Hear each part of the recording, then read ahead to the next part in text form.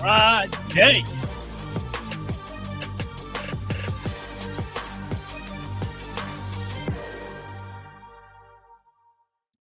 Happy Friday, everybody, and welcome to College Football Kickoff Live. Thank you for making College Football Kickoff Live your lunchtime listen every single week. That is Kenton Gibbs of Locked On ACC and Locked On Wolfpack. That is Alex Dono of Locked On Canes. Drake Toll here from Locked On Big 12.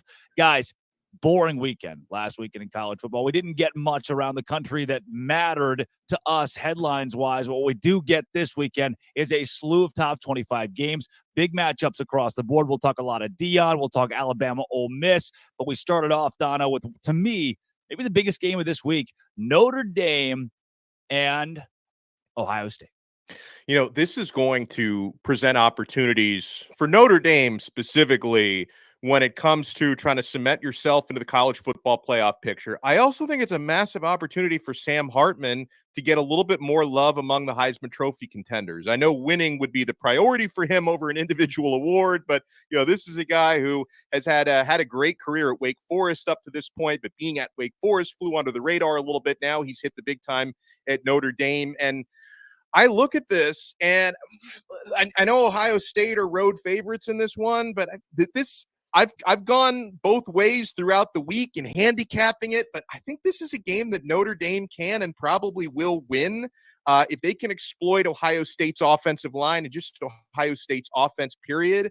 I think this is a big one. I know that in the whatever head-to-heads they've had in recent years, those have favored the Buckeyes, but this is a gigantic game, Drake and Kenton, on a list of really good ones this week on the slate. And Kenton, same for you. I mean, when you look at the amount of top 25 games, the amount of big matchups, and teams that could be knocked out of playoff contention altogether just on Saturday alone, what do you have your eye on? You know, it's hard to look away from this Notre Dame-Ohio State game for so many reasons. This is going to be a big game for me because my bold prediction to start the year off was what? Notre Dame was going to be closer to the playoff than Georgia. This game is either going to go a long way in making me a GOAT or making me a dunce. One or the other. I'm walking out of this thing either doing my best or putting my little pointy hat on. I'm not sure which one I got yet, but this game is going to be big time because, I mean, more or less, this is going to be a playoff eliminator for at least one of these teams. Yeah. As far as Ohio State goes, they could run the table after this and get in, but for Notre Dame, there's no way. Unless they absolutely dominate, and I mean crush everybody in front of them by 2 to 3 touchdowns a game, I really don't see a way for them to sneak back into the playoff conversation with a loss here, especially a loss at home, especially if it isn't like a close last-minute fluke type of thing. Yeah. Well, guys, before we get into the Colorado conversation with Locked On Buffs host Kevin Borba, I do want to get into a bit of this whole big hit, late hit, Travis Hunter, death threats. What a wild deal this week across the landscape. Dono, where do we start with a kid who makes a hit that 30 years ago was part of the game, and today we've established, rightfully so, that shouldn't happen, and now him and his family are under huge fire? It's sad. And listen, obviously with not only the attention that's been on Colorado, but the attention on Travis Hunter, who's been, you know, a Heisman candidate and one of the best players in the country, that's only going to make the conversation louder, because had it been a different person getting hit and a different team, I don't think anyone is, you know, making death threat, which is just inexcusable. 100%. And listen, it was an illegal hit, should have been ejected, late hit. So there should be some kind of repercussion for it. But, you know, anyone who's talking about wanting to take a young man's scholarship away, and any just awful human being who's, you know, making even if, you know, the threats are maybe not substantive, it's disgusting to make death threats towards anyone in their family, made a mistake. Like and it's a dangerous game. It's a bang game.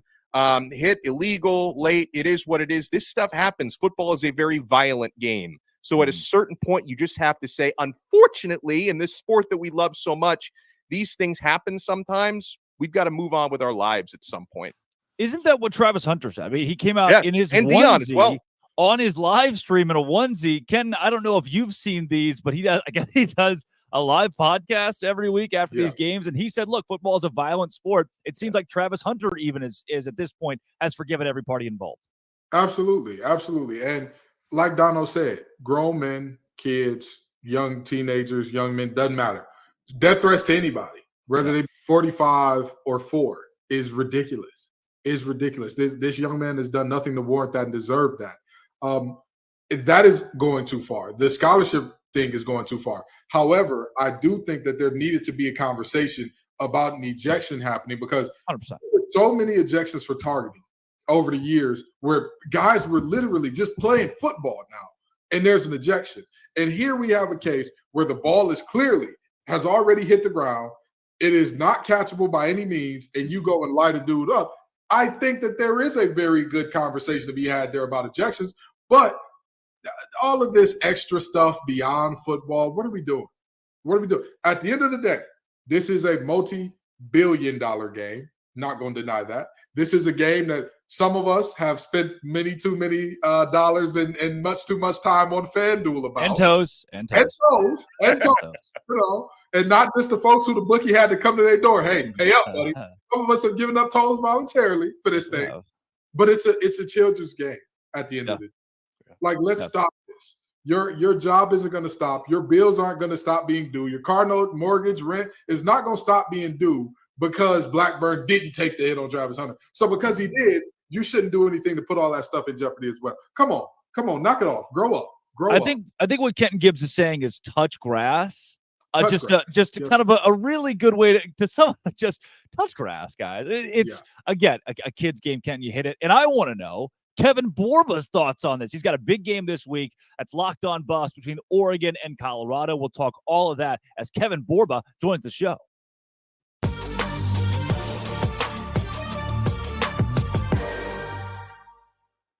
Borba is back with the best haircut in the Locked On College podcast family of channels. Borba, Travis Hunter takes a cheap shot. He's out for a few weeks now. Obviously, he's a key cog, especially going into a big game like Oregon. What do you make really of this entire situation? Yeah, I think the hit in general, like you guys were talking about, I think it sucked to happen. It wasn't necessary. Honestly, he could have intercepted the pass if he was actually playing the ball, but he chose to hit Travis. Not to defend the hit, but I think it was just kind of one of those rivalry things where it was like, I'm going to hit Travis Hunter right now, send a message. Don't think he meant to hurt him. Don't think he deserves death threats, and probably should have made a play on the ball rather than doing that. But with the game itself, losing Travis hurts the defense way more than it hurts the offense. It's not to say that he's not helpful on offense. It's just on offense, they have 3 or 4 wide receivers that have been making plays for them. Jimmy Horn and Xavier Weaver have been electric. They're like 1 and 3 in the country in catches. So they're going to be okay on offense. It's the defense where I'd be worried. They have a couple guys banged up. They have guys that came in and didn't play as well as you would hope when Travis went down. So they're going to have a committee of guys to try to fill in for Travis, and it's going to be interesting. You know, one of the things that has been a revolving theme here, which I wholeheartedly agree with, is last week's game, you go into it with the respectability politics of take your hat and your glasses off when you're talking to an adult, and then by a team who has 10 personal fouls in the game. What do you make of that? Because I'm a firm believer in everything that you see on the field is coached or allowed. And I personally am under the mindset that Jay Norvell did a terrible job of coaching or allowing that in that game. But what say you on? Yeah, I think the whole Jay Norvell thing is kind of corny. I don't know why he felt the need to call out Coach Prime and his son. I don't think I've seen many pictures of Coach Prime without sunglasses. Like, you Google him, and even in college, when he got drafted, he had the sunglasses and the Jerry curl. Like, he's always had sunglasses. Ever since he's been to Colorado, he's had a cowboy hat now.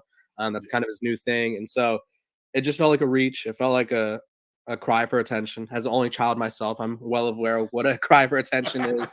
But like, it just wasn't necessary. And so I think when you talk about the penalties and stuff, I think it was just them kind of being on a stage that they weren't expecting or ready for. So I think they kind of just weren't prepared for. And so, like you said, it kind of is on Jay Norvell to prepare them for that moment. And they obviously were more worried about the environment than the game itself. I think that's the best way to put it, just because if you allow that to happen in a game that's kind of your Super Bowl, then you're going to take yourself out of the game, because realistically they should have won the game. They were up by 11 points They allowed a 98-yard drive with a minute and a half left, and that's kind of on you. So a lot of discipline issues over there in Fort Collins. Borba, I'd love your perspective on all the buzz around Colorado football, because you're closer to the program than the rest of us. But at the same time, Coach Prime and Colorado have been arguably the biggest story in sports the last few weeks. All the ESPN shows and the debate shows, they tend to lead off on Coach Prime every single day. And, it's interesting to me as a Miami guy, seeing all, the Miami alums on the Colorado sidelines. I mean, can you get some of your guys? Can you get Mason Crosby and like Bobby Pesavento and Eric Bieniemy out at some games? But it's like, this is such a big story, Colorado football. It seems to be kind of transcending the sports world right now. Yeah, and they've had Michael Westbrook out there and guys like that too. So they've had some guys because they made sure to talk about the past culture and stuff like that. But no, I've been saying that I think Colorado's at the forefront of college football and just sports in general, excuse me. And I also think that this is the most popular college football has ever been. If you look at it throughout history, I think maybe USC with Reggie Bush was the pinnacle, maybe Miami when they were winning. But I've been saying this. I have people in my family, my girlfriend's family, people I haven't talked to since high school reaching out to me because they know I cover Colorado for Locked On and Athlon. And they're like, what is this about Deion Sanders? Like, why is he so popular? Like, I have random people I don't talk to asking me about Colorado football. And it's like the popularity of college football is at an all-time high because of him. They got 9 million viewers for a game against Colorado State where they were favored by 20. Or even the week prior, they were Texas, Alabama got 8.8. So more people cared about Colorado State than they did Texas, Alabama. And that was a top 15 matchup. So he's kind of changed college football. He's making it cool. On the sidelines, they had Offset, they had The Rock, they had Master P was there. Chauncey Billups and Kyle Lowry were there, which might have been tampering. I don't know. But they were there in the box. Like, there were so many famous people. It'd probably be easier to name who wasn't there. It's just because they're so interested in what he's doing. Orba, when we look at Oregon this week, this Ducks team, 21-point favorites, and we've talked about that. Bo Nix. Is there a way? I mean, I told you there's no way TCU and Colorado is a game. I thought that this would be a blowout. The Horned Frogs would take it away in a landslide. And now this week, a lot of the talking heads are saying the same thing. Where do you sit with Oregon? Yeah, I think it's a very big possibility for Colorado to win. I think it's a situation they love to be in. They've kind of embraced the us versus the world role. And I think they kind of find it hilarious that they're 21-point underdogs. I don't know if that's going to work out for them, but I personally have predicted them to win. So I'll just put that out there. I think offensively, they could keep up with anybody in the country. And I'll say this because I see some looks, and it's like defense can win championships, sure, but offense wins you a lot of games. And realistically, they're like USC's defense last year. USC's defense last year was terrible, but they led the country in interceptions or turnovers forced. Colorado leads the country in turnovers forced. So if they could get one or two off of Bo Nix or maybe force a fumble, that's game-changing right there. And can Bo Nix and the Oregon Ducks keep up with their offense? Because they were kind of getting sliced and diced by Tyler Shuck and the Texas Tech Red Raiders, who have lost to Wyoming. Mm-hmm. And Wyoming's a good team, no offense to them, but Texas Tech wasn't the team we thought they'd be. And so I think there's a lot of credit being given to Oregon, which they deserve, but I also think there's a lot of discrediting of what Colorado's done so far. Dan Lanning said when he found out that Colorado was going to the Big 12, what if they won? That makes their exit important. Right. And I believe I don't know too much about Coach Prime. I ain't gonna pretend to know everything about him, but I believe that he made the game what? Personal. Yeah. Personal. It's personal, baby. He did. It's personal. Do you believe in this Buffs team to pull this one off? In your prediction, I know it's going to be biased. I don't care. I want to hear it from Board, but do you believe that this Buffs team pulls off the upset? It's not biased. It's just honestly watching this team play. It's like they always find a way. Shedeur Sanders reminds me of Bryce Young from last year, where when he has the ball, I'm like, he's probably going to score right now. Like he just has that vibe to him. Yeah. And then the thing about Dan Lanning is like, what he said, was it wrong? No. Like, has Colorado done anything? No. But would I have said it with Deion Sanders and like his cult like following that kind of turn literally everything into something? No, I wouldn't, because now Oregon has a bigger target on their back. I think they already had a target on their back, and I think Colorado could win. It's kind of like the same situation we've been dealing with this whole time, and so I'm just going on the other side now because I've doubted them twice now. So I'm like, I'm just gonna flip the script and be like, you know what, I think they could win because offensively they have stars. Defensively, they could force turnovers, and while they can't really stop people, if you get a pick or a pick six like they did last week, that could be a game changer. And then their coaching staff are phenomenal at in-game adjustments for the most part. Their offensive coordinator we've seen him twice be silenced for a quarter and then put up like 400 yards of offense in the ensuing 3 quarters. And then defensively, they need a lot of work there, but I think they're getting more guys back from injury, and so that'll help as well. More transfers to learn, guys. Kevin Borba, your team is undefeated and a contender and has the biggest game of the week. Thanks for joining Locked On College Football Kickoff Live. Thanks for having me, guys.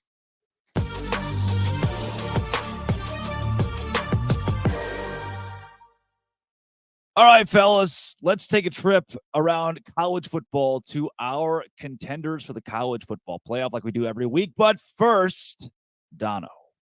Well, first, we have to check out LinkedIn Jobs. You're a small business owner. These days, every new potential hire can feel like a high-stakes wager for your business. You want to be 100% certain that you have access to the best qualified candidates, and that's why you have to check out LinkedIn Jobs.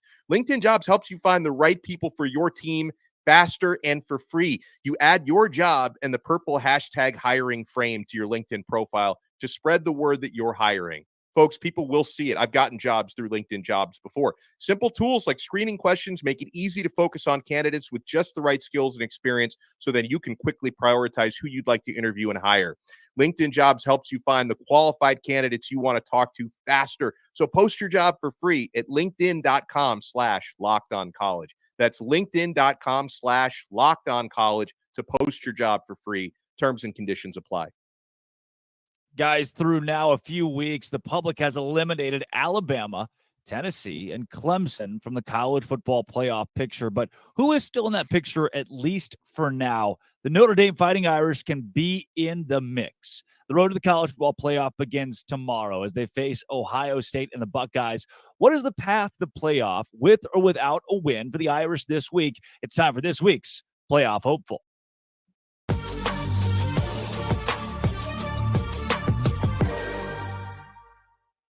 Woj joins Locked On College Football Kickoff Live. Our Woj, that is, Tyler Wojak of Locked On Irish. Tyler, this Notre Dame team's got Ohio State coming up on Saturday, and more importantly, playoffs in its sights. Can this Notre Dame squad, regardless of the outcome on Saturday, make the college football playoff? Well, their schedule does set them up to make the playoff, even if they do end up losing to Ohio State, because they still have USC just 3 weeks after that, who I fully expect will be a top 5 team at the time that game is played. Not to mention Clemson later on in the year. I know that Clemson right now, stock isn't too high on them. But if they turn things around and Notre Dame goes 11-1 with a loss to Ohio State, then yeah, I think they're definitely capable of being a playoff team. And I haven't even mentioned the possibility that they beat Ohio State. And I think that's definitely a possibility as well.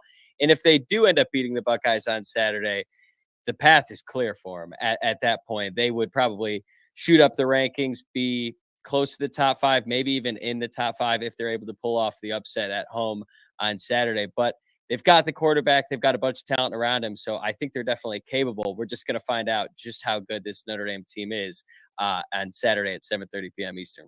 Well, as you said, find out. That's your word here, because you've got the wins against Central Michigan, Tennessee State. Who cares?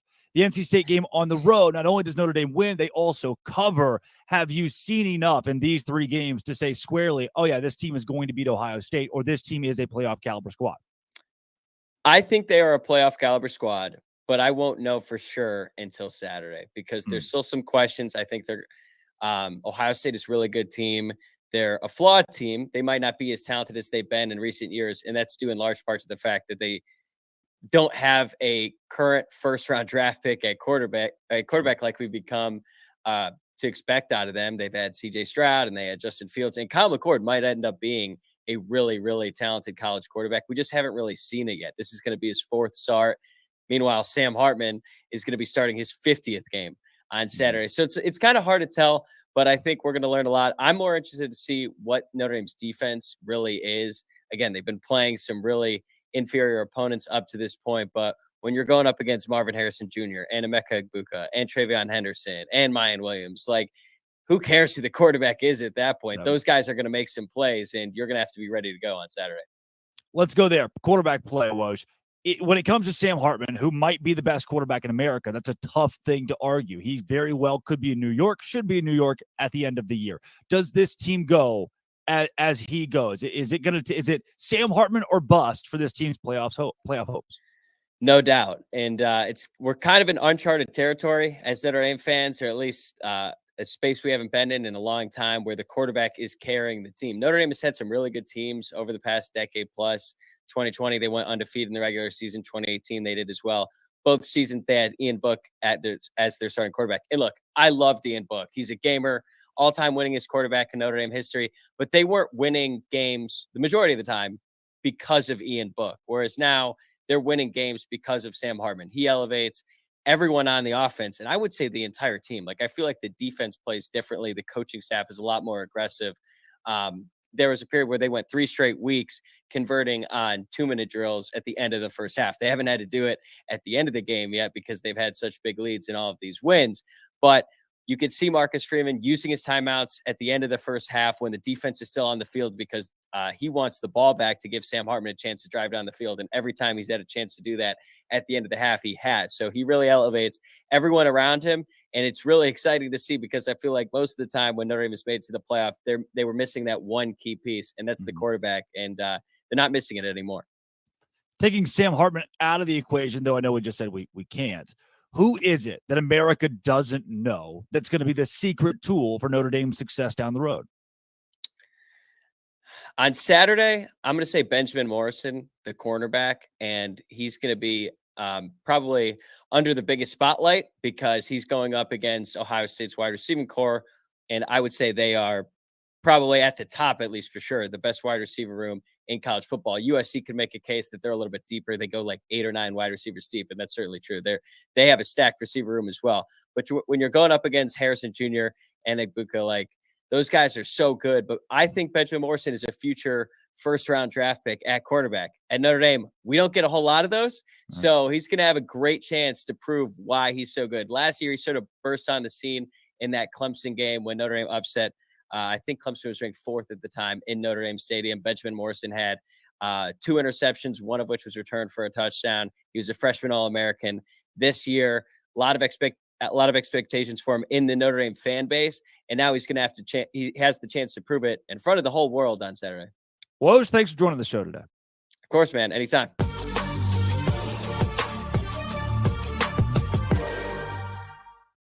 That was Tyler Woj of Locked On Irish, guys. To you, Kenton, any shot that Notre Dame makes the cut? We always talk about it. Oh, this is Notre Dame's year. They kind of have that Texas moxie to them.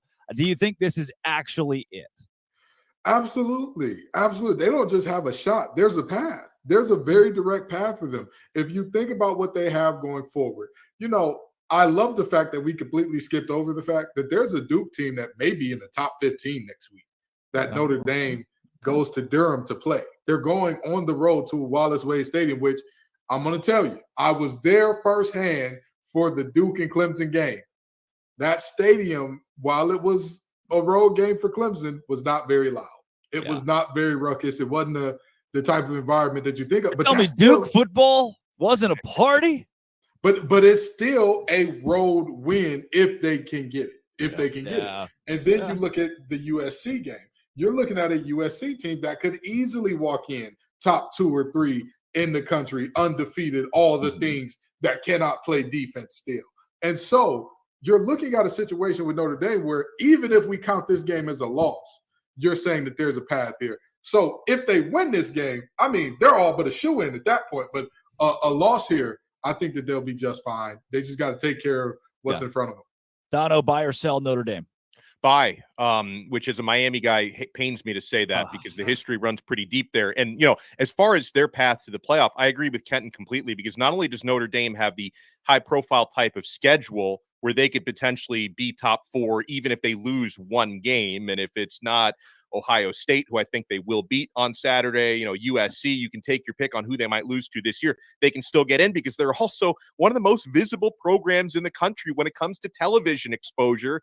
That plays in Notre Dame's favor. And this game is a huge opportunity for them against Ohio State because even though, Notre Dame has had a couple of cameos in recent years in the college football playoff, they haven't had success the way Ohio State has. That's been in their DNA. They've been one of the more consistently successful teams in the CFP era. They've also consistently had first-round quarterbacks, and they maybe don't have one of those this year to the Buckeyes, but still, Notre Dame is kind of fighting against their DNA this week, but I think they have the quarterback because I'm taking Hartman over McCord.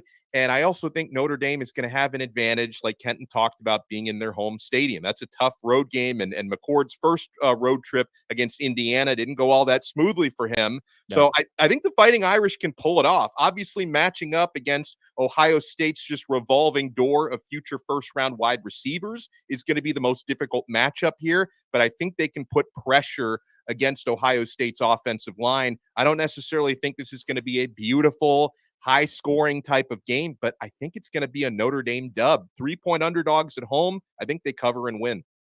Let's take it from ACC adjacent to the actual ACC. What was thought to be a potential top 10 matchup this preseason is now a battle between number 4 Florida State and unranked, unknown Clemson. We kick to Brian Smith of Locked On Seminoles to preview this matchup. There are 3 prime reasons that Florida State should defeat Clemson. Number 1, quarterback experience. While Cade Klubnik is a very talented young man, Jordan Travis is a graduate student. He's been there. He's done that. And don't forget about his legs. He can make a play in the clutch, even if a pass is not there. When it is available, Johnny Wilson, that's a really great option. He's averaging 20 yards of reception, and his 6'7" frame is very attractive. And, of course, there's Keon Coleman. LSU knows all too well about him. Finally, can Clemson protect Cade Klubnik? They've been giving up a lot of pressures, and while he's not been sacked a lot, if he's under duress from Jared Verse and the Noles, that's not going to bode well. Florida State overall just has more talent than Clemson. They have more experience, and I think they're up to the task. Florida State gets it done 35-24 in Death Valley. That is a double-digit pick from Brian. Clemson over Florida State. What I do like about this game that bodes well, Dono, for Clemson is that it's 11 a.m. I mean, or bodes well for Florida State, I should say, is 11 a.m. I mean, this is not a night road test. I mean, yeah, it's just not all of college football is looking at this. It hasn't become the marquee matchup that it was supposed to be, and to me, that almost helps Florida State just roll in a game that they are certainly expected to win. Well, I don't think Clemson has been a home underdog since the George W. Bush administration. And I wasn't even alive for that, Dono. And they've also, oh my gosh. And they also hold, I think, 7 consecutive wins head-to-head against Florida State. But Clemson's not winning this game.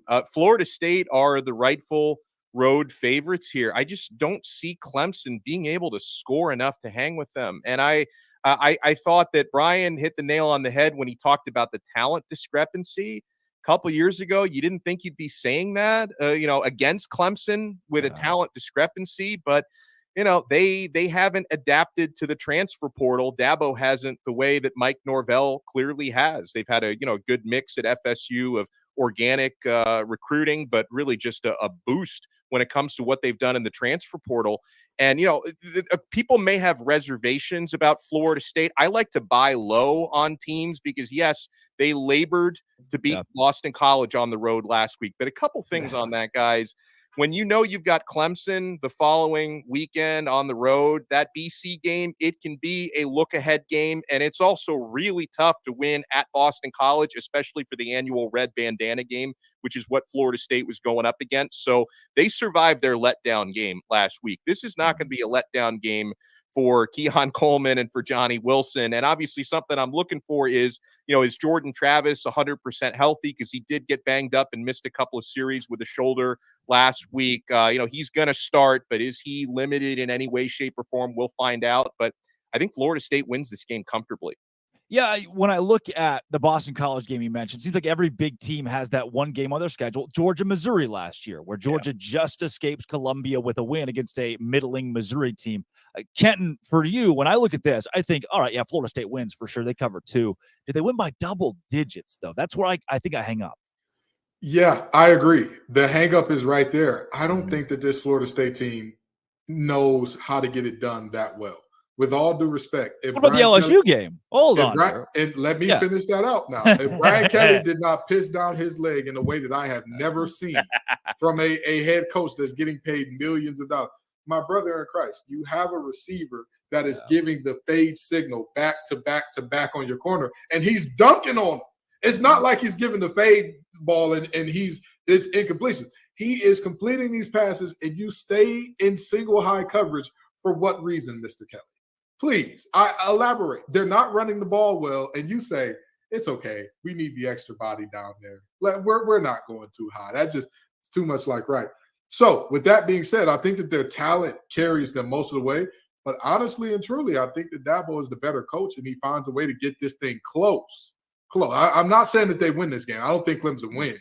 But I think they find a way to keep this one close against a much more talented Florida State team that, you talk about the portal. All of their stars are darn near all of them, except I believe the backs are all out of the portal. Everybody. Yeah. And so that's, you talk about the future is now old man mentality. That's got to be how Norvell is looking at Dabo. Hey, buddy, you get with the times or you get rolled over, and they're going to get rolled over in this one. Well, Dabo will always appreciate your thoughts and prayers. He's going to need a couple of extra this week as Clemson takes on Florida State. Coming up next, we take you around the conferences, the power conferences in college football, as we talk all of the biggest games in a big weekend.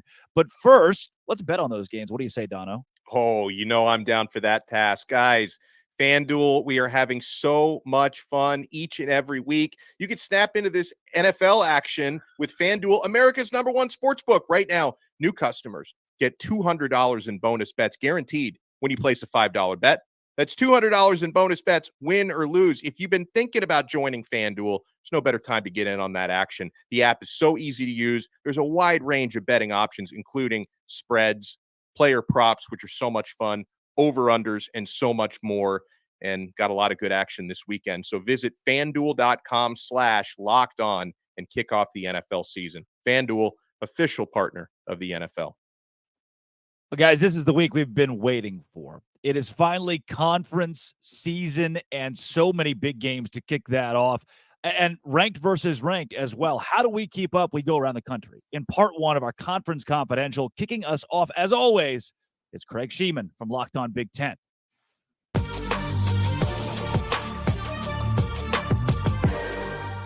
There is no bigger game across the country than Ohio State at Notre Dame. This one has playoff implications. It's under the lights in South Bend Saturday night. It's on NBC. The whole country's going to be watching. Plus, the Buckeyes offense just finally woke up a couple of weekends ago. But you know what? The defense has allowed the fewest points through 3 games since 1975. This is generational stuff. Meanwhile, Notre Dame is led by quarterback Sam Hartman. He's the real deal. 13 touchdowns, no interceptions so far this year. And you want to get the remote control out because while that game's going on NBC, on CBS at the same time, we're going to white out at Penn State as they host a very stingy Iowa Hawkeye team in a battle of undefeated top 25s. Another battle of unbeaten square off in Ann Arbor Saturday afternoon as Rutgers visits Michigan. This will be Jim Harbaugh's first game on the sidelines following his 3-game suspension. And tonight, it's Friday Night Lights in the Big Ten as Wisconsin travels to West Lafayette to take on Purdue on FS1. Both of these teams are supposed to have this new air raid attack offense. Let me tell you something. Badger quarterback Tanner Mordecai, that's not what he's about. That's not what Wisconsin does. They still have their traditionally strong running game. They should use it. Meanwhile, I'm very intrigued by the arm talent of Texas transfer and Purdue quarterback Hudson Card. I think he's something to watch as the season goes on. He's very good. Season's a third over. I'm sad, but it feels like it's just getting going. Enjoy the games. I'm Craig Sheeman for Locked On Big Ten.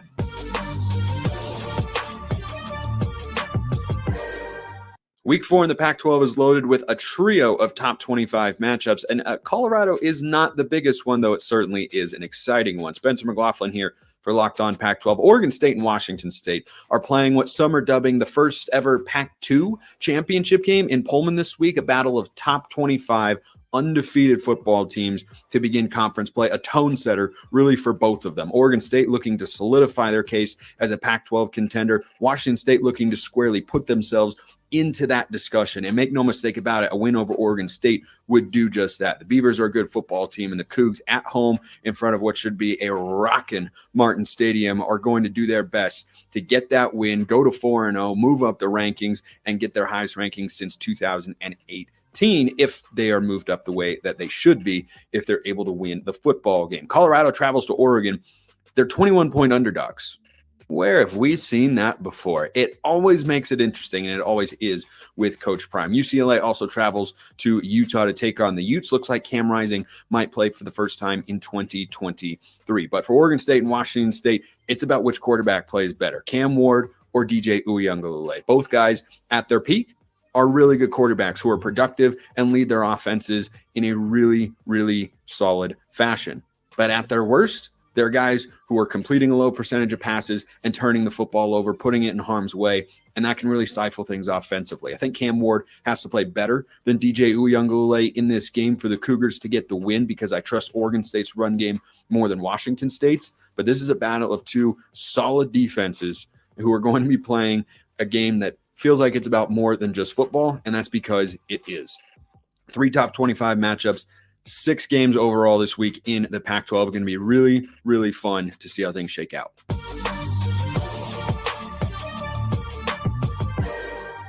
What's up, everybody? Chris Gordy here from Locked On SEC Week 4, and we've got some juicy matchups in the SEC. First up, it's 3-0 Auburn at 2-1 Texas A&M. Big early road test for Hugh Freeze and company, but I think this is a must-win for Jimbo Fisher and crew. You can't lose to a new head coach. You already have a loss on the young season. I like A&M at home to cover the 8 points. I like Spencer Rattler in South Carolina to cover the 6 points at home against Mississippi State. I like LSU to beat Arkansas at home, but not to cover the 17.5 points. That's too many. And the big one, it's Ole Miss at Alabama. It's Luke Skywalker versus Obi-Wan Kenobi, but Obi-Wan's team is struggling. Alabama going back to Jalen Milroe at quarterback, not looking great. Bama only a 6.5 point favorite. But with all Lane Kiffin has going for him, Jackson Dart playing extremely well, Pete Golding running that defense. If Kiffin can't beat Saban here, he may never get it done. Give me Ole Miss and the points and the Rebels in the upset of the Evil Empire, Alabama. For more, check us out at Locked On SEC.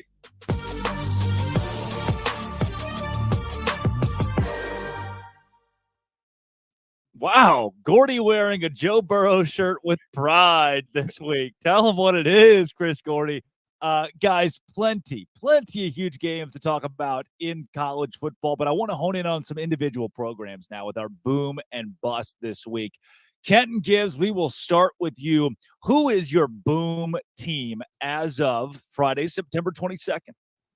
Well, I love to say this. I've been waiting on this team, and I say this with great joy and great happiness in my heart. I'm not going to lie to you and try to pretend at all that I'm holding back any of the glee that I contain for this team being good. I am ready. I have wanted to do this for some time. Penn State is my boom team. And they're my boom team. They are going to look like the real deal. And I'm going to tell you right now, this is a team that is so complete. They play offense in the Big Ten. You heard it. You heard it right. Their name is not Ohio State, and they play offense in the Big Ten. Geez. Oh, I'm so excited. I'm elated. And, of course, I'm elated because on defense, they got a couple Cass Tech graduates over there, the King Twins, doing their thing. I'm always excited to big up my boys from the Creed. I love it. But with that being said, this is a really, really good Penn State team, a really complete team. They are solid in the trenches on both sides up front. They have good depth at the second level as well, multiple good backs, multiple good backers, and, of course, one of the best corners in the game in Kobe King. And you look at their wide receivers, and they finally have a 5-star quarterback. It's crazy. What can you do with an offense in the Big Ten? They can get it done. They can get it done. 467 yards per game offensively for Penn State. The bad news is they play Iowa this week. So if you have a paint drying competition in your local area, you could probably buy tickets to that for cheaper and enjoy it much more. Dono, boom. I'm going to give you a curveball. This is a team that to this point has been busting, but I think they're going to boom this weekend and pick up a big win. That's the Alabama Crimson Tide. What? I don't see them losing. I don't see them losing 2 straight at Bryant-Denny Stadium. and I think they're going to have success on the ground this week. Ole Miss, below average rushing defense to this point. Saban is going back with Jalen Milroe, which obviously he's not instilled a huge amount of confidence, but at least Saban has figured out this is the best guy we've got. They're handing him the keys to the car again. And I'm telling you, Alabama is going to win this game. And for at least 1 week, they're going to silence some of their doubters because I think Ole Miss is going to be vulnerable. So they haven't been booming to this point. They put up 17 points against USF. They lost by 10 to Texas at home. But I think this is the week that Bama starts to figure things out, and they're going to boom this week. Dono just said they put up 17 points against USF and lost to Texas, and they're my boom this week with confidence. They're going to boom. They're going to boom, Drake. They haven't been booming. They're going to boom this week. This is a sneaky boom for Alex Dono with Alabama. Mine, guys, same thing. I've been waiting for this team to kind of get the marquee win. Can they prove against a good squad that they're a legitimate force in college football? They went on the road in the SEC and got a night win, coming back twice from multi-score deficits. It's the BYU Cougars. They have been a massive boom in a Big 12. It's been a massive bust. This conference has not been good. BYU has been good. The big reason why Keaton Slovis is not USC Keaton Slovis. He's not Pitt Keaton Slovis. He is BYU Keaton Slovis. He has fit the offense perfectly. While some of the throws he makes, you think, aha, that's Keaton Slovis. Other throws he makes, you think, hey, that's Keaton Slovis. Makes sense, guys. You've seen him in the ACC. He has done really well for BYU. Their defense has stepped up in an insane way. Only allowed 16 points in the first 2 weeks against Cupcake, so they took care of business. 31 to Arkansas, but they got enough. They got it done against KJ Jefferson, one of the most electric quarterbacks in the country. Road win, SEC, big time for the Big 12. BYU is a boom. Now the bus. We'll pitch it back to you, Dono. Who busts this week for you? Oh, my goodness.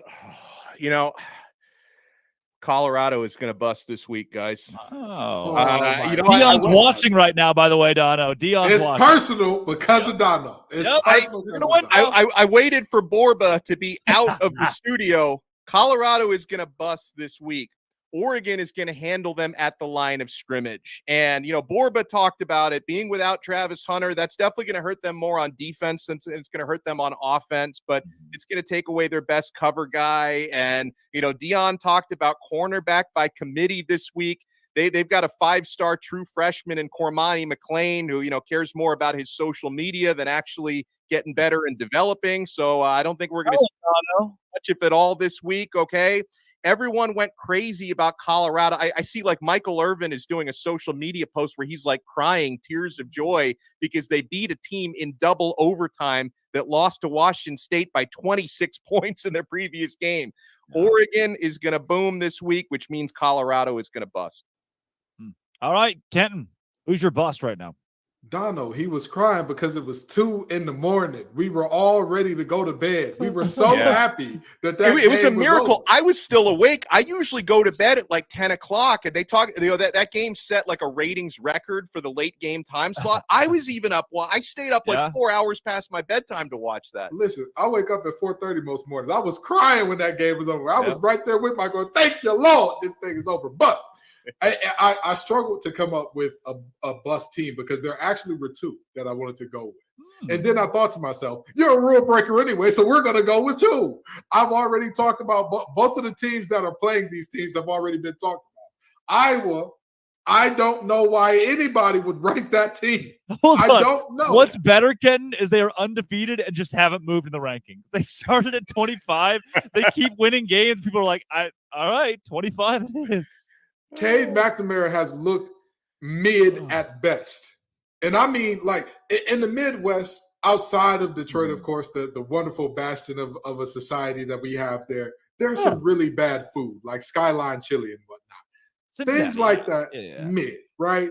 Okay. Iowa's offense, worse than that, which means Iowa as a team must be mid. But let's go over to a guy that I've talked about on some other shows, that I've talked about. In the words of Jay-Z, I don't believe you. You need more people. Mr. Bo Nix, I don't believe you, brother. I don't believe him. I don't believe him. I don't think he's a good player. I'm sorry. I'm going to sit on that. I'm going to stand on that. I'm going to jump on that 10 toes down. As a matter of fact, give me your toe that you cut off, Drake, so I go 11 toes down. I don't believe in Oregon because I don't believe in Bo Nix. Dan Lannon made it personal. I think that Colorado pulls off the upset. 2 bus teams for you right there. And we went completely opposite on that one too. This Absolutely. is great. This is Dono versus Gibbs this weekend. Absolutely. I don't even know what to do with this now. I feel like the middleman here. I can give you my bus though, and it's wish that I was on old Rocky Top. Those guys suck right now. do. I don't know if you've been watching this Tennessee team, but they were supposed to be good, and they were like, "Hey guys, just kidding. We wanted you to think that with Joe Milton at quarterback, who had 14 incompletions of his 34 attempts this week, not good, and also just didn't look good against a Florida team that got torched by Utah's backup quarterback who couldn't move the ball against Baylor." And I know the transitive property doesn't exactly work in college football, but it's a Tennessee team that should be blowing out Florida. Home, road, Florida's coach is going to get fired. He's not very good. He's bought himself time because Tennessee pissed down its own leg. 29-6, not only did Tennessee lose, Tennessee got beat handedly at Florida and only put up 16 points with Joe Milton at quarterback. Jalen Wright, Jabari Small, like we were supposed to see a balanced running game and passing game from the Volunteers. We have seen none of that to this point. They have been disappointing. And look, I get it. Earlier this season, they beat up on Virginia to open the year. Guess what, guys? Dono, you mentioned Virginia's just bad. It's just a really, really bad football team. And Florida, to a certain extent, also pretty bad. What we've seen from the Gators.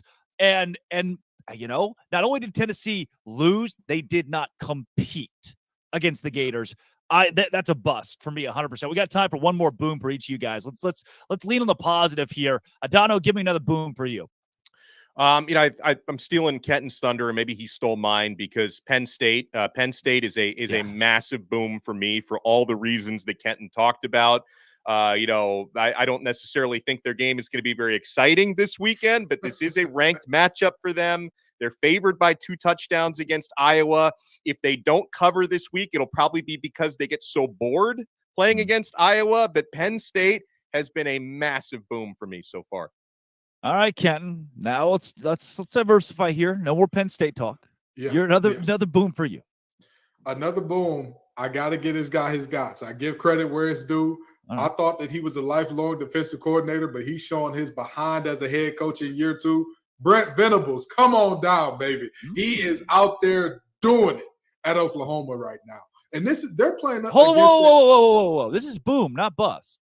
Yeah. Brent Venables is a boom? Yes. Listen, I know most people don't. I know beat Tulsa? I know most people don't want to believe me here. I know most people have this team saying, hey, I am most people. This Cincinnati team not only can, but will pull off the upset here. I think Brent Venables gets this one done. Now, I'm not going to make this my level 18 lock. Now, I ain't going that far. But I think that Brent Venables has this team playing inspired. He's now drawing up those exotic, crazy blitzes that you saw at Clemson again. That is giving offensive coordinators nightmares. And to think, if you can give an offensive coordinator in the Big 12 a nightmare, you got to be doing something special because that's a defense is optional type of conference. And yet that team has whooped the wheels off of pretty much everybody's been in front of them so far this season. I've got to give them a boom because I think they get it done against Cincinnati. Okay, can I go with a bonus boom because I wasn't here last week? How many booms are we going to have here? I just need to give a bonus boom. This is not going to be because Miami beat Bethune-Cookman last week, but I wasn't here last week to talk about Miami's excellent showing, Tyler Van Dyke's excellent showing against Texas A&M. That's the only real team Miami has played so far, but they have been more complete than I expected. Offensive line statistically grading out as one of the best in the country. Tyler Van Dyke so far, who had a really bad year last year for a number of different reasons, is actually the Pro Football Focus leader through 3 weeks so far in the season with a 94 grade. They've been tackling a lot better. Still going to be a few more weeks before they have another serious opponent because they have Temple this week, bye week, Georgia Tech, and then North Carolina, which is going to be a huge test. But Miami's been booming so far. Boom. You nailed it for me. My added boom. North Carolina. North Carolina has a chance to do something it has not done since I was born. The Tar Heels have not been 4-0 since 1997. I wasn't even a thought. And they got an opportunity to do it this week. We're not talking about UNC enough. Obviously, this is a team that has, in the last couple of years under Mac Brown, made some waves. Sure, they've struggled against App State, which everybody seems to do right as a Power 5 team. But we're not talking enough about top 20 North Carolina, who can make some noise in the ACC. Right now they are a boom to me, a sneaky secret boom that could end up in the top 10 here in a couple weeks if they're to win that game, Dono, against Miami. Oh, you guys hear that? That was my doorbell. My DoorDash is here, Dono. Well, I hope my DoorDash is going to be here soon, guys.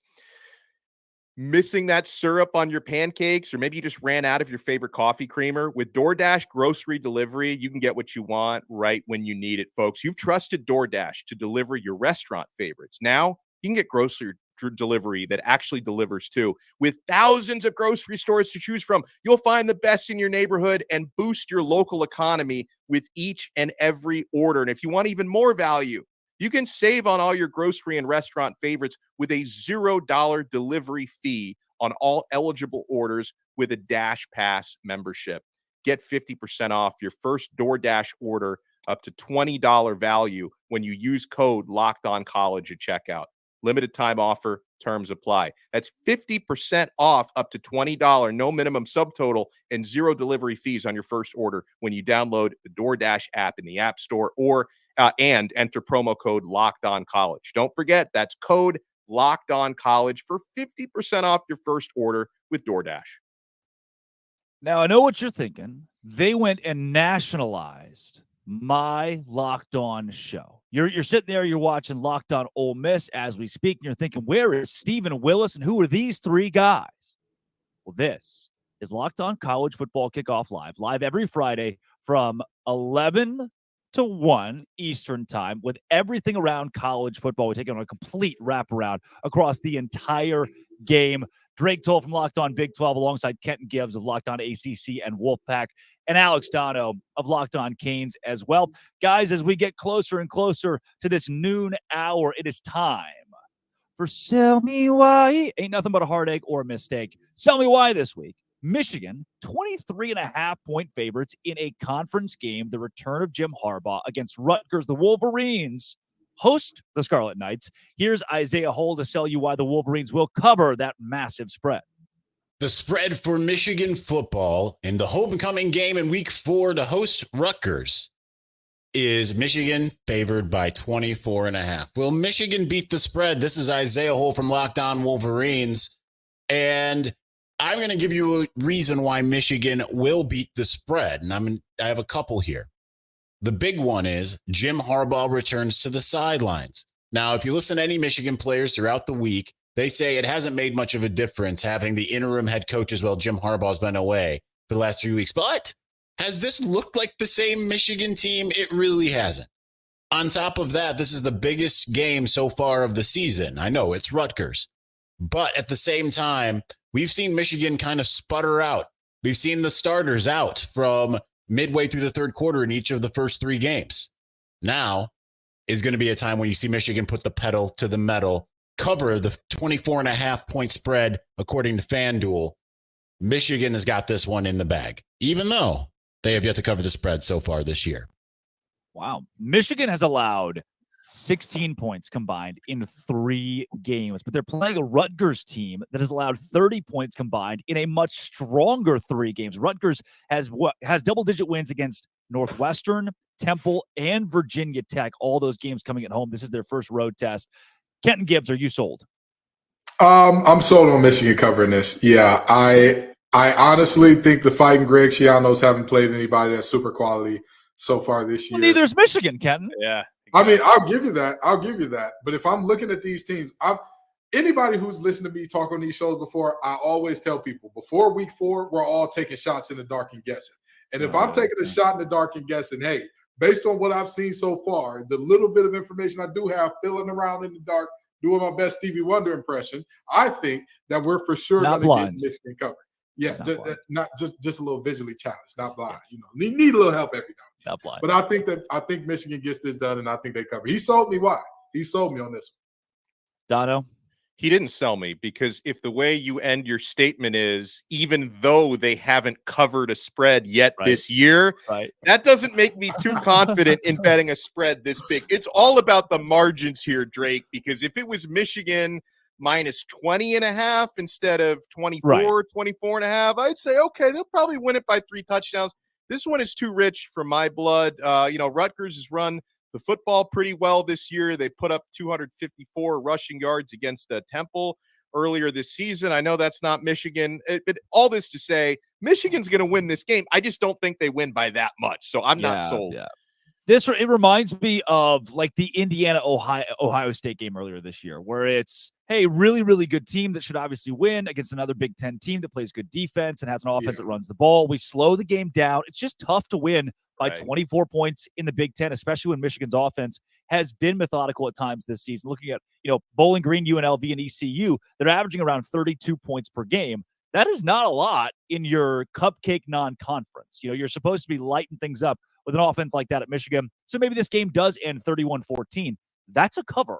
That's 24 points we're talking about here. I'm not sold on Michigan, although one of us, Kenton Gibbs, is. How about this one? Utah minus 4.5 and climbing. This one is soaring against UCLA. Utah opens Pac-12 play tomorrow by hosting the undefeated Bruins in Salt Lake. Here's JT Wistersill to sell you why the Utes are going to cover 4.5. The Utah Utes and UCLA Bruins face off in one of several top 25 matchups this week. So Utah is favored by 4.5 over UCLA. And if I was you guys, I would be all over taking Utah to win big in this one. Even if Cam Rising doesn't play, I still like Utah to win this one by more than 5 because of their defense. Utah has yet to give up more than 14 points in a game, and they've only allowed a combined 31 points through 3 games so far. And that's not just from playing a cupcake schedule. They've taken on Baylor, Florida, and even Weber State, who is an FCS team, but they're a top 10 FCS team. So this Utah defense is tested. They got a lot of returners from last season and a lot of really prime players who are ready to step up. The Bruins will be starting 2 freshmen, Dante Moore at quarterback, who will be making his first ever Pac-12 start. And he'll be doing it against one of the toughest road environments in the Conference of Champions, because this is a Utah team that is 28-2 at home going back to 2018. And the Bruins have not fared well under Chip Kelly going to Utah. So take Utah to win big in this one. Wow. One host tells us his team never covers the spread. The other tells us 28-2 in the last 30 games in Salt Lake City. That is enough. I am sold. I think Utah is still the best team in the Pac-12 with consecutive championships until I see otherwise. Canton, give me Utah in this game to cover. They're going back to back to back. This is not a Utah team to be trifled with or mess with. And for all the talk about Deion is personal, I think that Whittingham up there at Utah is doing the exact same thing, just in a much more quiet manner. This is a team that they're the Rodney Dangerfield of college football. They get no respect at all. And yet all they do is put on their best DJ Khaled impression and win, no matter what. So with all that being said, I think that Utah covers this one easily. Dono? Now I am sold. I think Utah covers. I will be interested to watch this game because this is where all the high school recruiting coverage comes in for me, because Dante Moore on the UCLA side, it's going to be a very big moment for him. His team is not going to win this game. They're not going to cover, but that's one of the more impressive high school quarterbacks I've watched in person in recent years. I think that kid's got the stuff.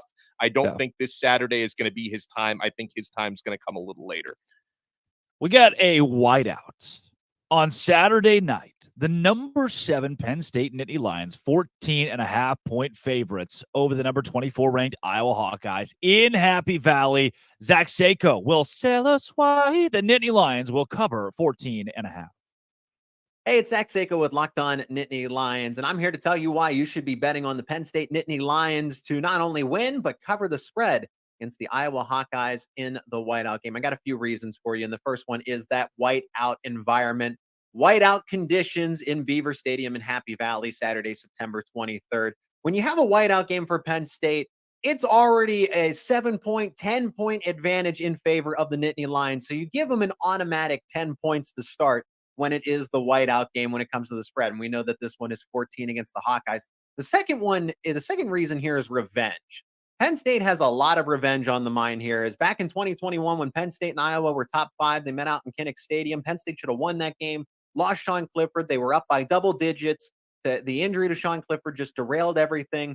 And then they lost the game, and everyone was saying, all the Iowa Hawkeye fans and coaches too were saying that Penn State players were faking injuries. Not cool. James Franklin's definitely going to remember that. And the third reason is Penn State's just significantly better going into this game. The roster is intact. Iowa Hawkeyes are facing some injury concerns. They're going to be without their leading wide receiver and Luke Lachey. He's also their number 1 tight end. They're going to be missing their 2 running backs, their first and second string running back. They got to go down to 3rd on the depth chart. And a defense that is going to be feisty. They're going to blitz a Cade McNamara, who's not very mobile. Those are my 3 main reasons why Penn State gets it done. They win, they cover the 14, and it's going to be a fun whiteout, at least for Penn State fans. Anyway, subscribe to Locked On and Nittany Lions for more Penn State football content. Me. Penn State beat Illinois 30-13. That is not covering. It's covering 14.5, but it's not covering against an Illinois team that's not near as good as Iowa.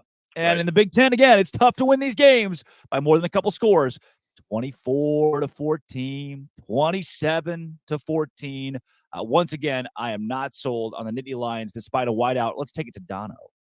If Penn State wins by more than 14.5, I wouldn't be surprised, but I'm not putting my money on this one, guys. This is a good abstain, right? This is a good abstain. This is a good abstain. It's like if they win by 3-4 times, would it surprise me? No. Am I willing to put my hard-earned money on it? No. Now, why I would lean to, Penn State winning this game by close to that number is, he talked about all the injuries on Iowa's offense. I just don't think Iowa's going to be able to score consistently. But then at the same time, with that zone defense they play, I think they're going to keep everything in front of them, and maybe the chunk plays won't be there for Penn State. So I could see this one being a little bit in the muck, so to speak, and not being that high scoring of a game. So all this to say, I'm not sold. I'm going to say this, and I know some people are going to look at me and say, Kenny, you're talking out both sides of your mouth. You're reneging. I think he's selling us a lemon here. Yes, Penn State is my boom team. I'm not buying. I think that Penn State has control of this game from the start. Yeah. I don't think that we ever think that Iowa is in it, but I'm not seeing covering a large spread here. I think that they, again, get control, maintain control, win the game handily to where nobody ever thinks that Iowa was really in it if you watch the game. But I think the scoreboard is going to say that this game was much closer than it actually was. I agree. Good abstain. Again, he's selling you a limit. He's selling you the Maserati with the Honda Accord engine in it. Don't do it. Don't buy it. This ain't a good bet. Hands off on this. Well, and you know what? I did. This is a situation where, and I know we'll talk a little bit more about betting later. I'm not betting this number, but if I do one of those like fun lottery ticket parlays, I'm definitely putting the Penn State, just the money line in there. Yeah. If I'm going to pick like 8 winners and try to get crazy odds, because Penn State's going to win the game. I just don't know if they're going to win by enough.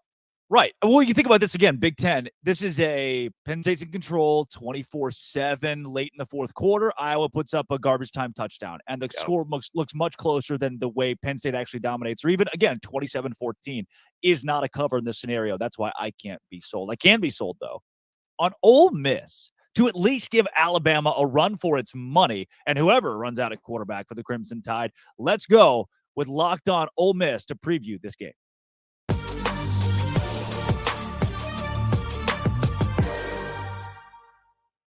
Stephen Willis, welcome to Locked On College Football Kickoff Live. Ole Miss, Alabama. Ole Miss about a score underdog in this game against a Bama team that has been, they are middling themselves the last few weeks. What do you make of this matchup? Can the Rebels win? I think if it's not going to happen now, when is it going to happen? If Lane Kiffin's ever going to beat Alabama and Nick Saban, this feels like the year, despite what Dono says. So we'll see exactly how that goes. Now, tell me this, Stephen. In terms of why you say this is the year for Lane Kiffin, we know about Alabama's struggles and them being down, but you still got to sell us on why Mississippi is up enough, why Ole Miss and Oxford are up enough to get it done against Nick Saban and this group. Oh, the answer is Jackson Dart. Jackson Dart, I think, is a low-key person that over the next 2 weeks could play himself into getting to New York type competition. Wow. He's 6th in the SEC in rushing. He is putting the team on his shoulders and winning games. He's the reason they came back against Tulane and just kind of boat raced them in the fourth quarter. It was his job on the offense. Now, if you look at this also, Ole Miss has not had a tight end. They've been without Trey Harris, their number one option at wide receiver, and Zachary Franklin hasn't played a down. So without 3 of Ole Miss's key weapons, Ole Miss's scoring offense is sitting 4th in the country right now, and total offense is in the top 10. So if you only just assume that this offense is going to get a little bit better, there's a chance for this offense to do really, really special things. Now, against Alabama, it's going to be difficult. I was just messing with Dono and everything, talking about them being a boom team, but nobody would be surprised if a team full of 4- and 5-star players played like a team full of 4- and 5-star players. Yeah, that could happen any moment. Yeah, and even though I did predict a Bama bounce back performance, at the same time, there are few things in life I enjoy more than watching Nick Saban lose. It's just there's something special about that. So my heart is certainly with Ole Miss this weekend. But with that said, you mentioned going up against a team full of 4- and 5-star talent. Alabama clearly has weaknesses. We've seen those already exposed this year. But what if Alabama's strengths do you worry about most? Where do you see the toughest matchups? This is absolutely weird, but I'm worried about Jalen Milroe and the deep ball because if Ole Miss gives up explosive plays and Alabama can get this game into the 30s, Alabama's probably going to win this football game. If it's under 30, I think Ole Miss has the offense to pull this out in the end. Either way, it's going to be a coin flip type of game. It's going to be a 50-50 proposition up to that point. Ole Miss has given up explosive against Mercer, against Tulane, and they gave them up against Georgia Tech. If they give them up against Alabama, Ole Miss might lose this game. But if they can shore it up on the back end of the defense, and Pete Golding is returning to Alabama, Lane Kiffin wants to beat Lane Kiffin more than any other coach that he's ever gone against, so much that he's like quoting Taylor Swift lyrics to troll Alabama this week. It is a bizarre dynamic, but I think you're going to get the best of the Ole Miss football team. And Jackson Dart, low-key last year, Dallas Turner, they had that horrible face mask against him. He pushed his head in the ground. All of that stuff that actually got photographed and remembered, as soon as the Georgia Tech game was over, the first thing that Jackson Dart was talking about was playing Alabama. Wow. So that's something we should keep an eye on as well. Yeah, Stephen, the fact you already said that you're afraid of Milroe is not what I had on my bingo card here. The kid that can't throw a slant, who can lob a ball 50 yards on the money, certainly brings an interesting dynamic into this game as he starts again for Bama. Do you think, Stephen, though, this Ole Miss team, with a win on Saturday, then wins the SEC West that feels so wide open? I think they have a good shot. This is what I call a program game. And it doesn't necessarily matter that it's Alabama or they're down or anything like that. This is a game that it's time for Ole Miss to win this game. It's time for them to turn that corner. When coaches always talk about, hey, we are close to turning the corner. We are about to turn the corner. This is a corner game. So for Lane Kiffin and the Ole Miss Rebels to start being taken seriously and relevant on the national scheme and in the SEC conversation, Ole Miss has to win this game Saturday. Now, Stephen, you've had me on your show. We've talked Ole Miss and the explosives. We've talked Lane Kiffin and all the things. We've talked Lane Kiffin and how his name is always it used to be SEO fodder before Coach Prime came along. But I want to ask you one question before we get you out of here. Do you have your popcorn ready, brother? Oh, I am absolutely fired up about this. And Lane Kiffin's been in rare form this week, by the way. It's been very low-key because whenever Lane's talking, he's been talking about how Alabama is the best football team that's existed in the last 15 years. And Bryant-Denny is the toughest place to play. And I think he said one of our players would be recruited by Alabama and all of that. But behind the scenes on Twitter, like I said, he's tweeting castles crumbling at Alabama. He's tweeting the score of the USF game at Alabama football. He is in rare form that way. And I think it's going to be really fun. And I do want to say this about Coach Prime. I do appreciate Deion coming into college football because Lane Kiffin was the coach that was rumored for every job that came open for years until Deion Sanders came into the league. And now Deion Sanders is coming up for everything. That's the first name that pops up. And I'm appreciative for the year off. Oh, I love it. SEO, man. Stephen Willis, you got to find a way to mix Deion in with Ole Miss and throw out a YouTube video somewhere in there. It's a great thing. Stephen, thanks for joining the show this week and selling us on this Ole Miss Alabama game. No problem, guys. Great show.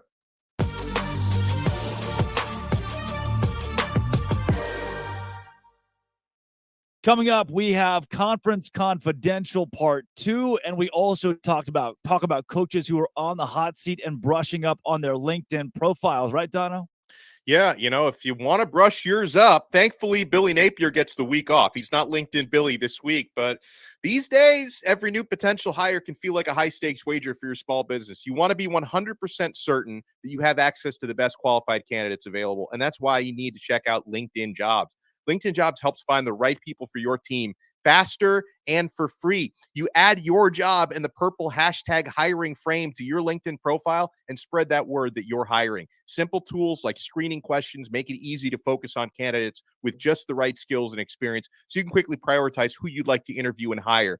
It's why small businesses rate LinkedIn Jobs #1 in delivering quality hires versus leading competitors. You've got to try it. LinkedIn Jobs helps you find the qualified candidates you want to talk to faster. So post your job for free at linkedin.com/lockedoncollege. That's linkedin.com/lockedoncollege to post your job for free. Terms and conditions apply. All right, guys, I'm just reading this here, and it's Conference Confidential Part 2. We did the SEC earlier, and Harry Belafonte was an American singer, actor, and activist who popularized calypso music with international audiences, 1950s and 60s. This is the same guy that sang that Deo.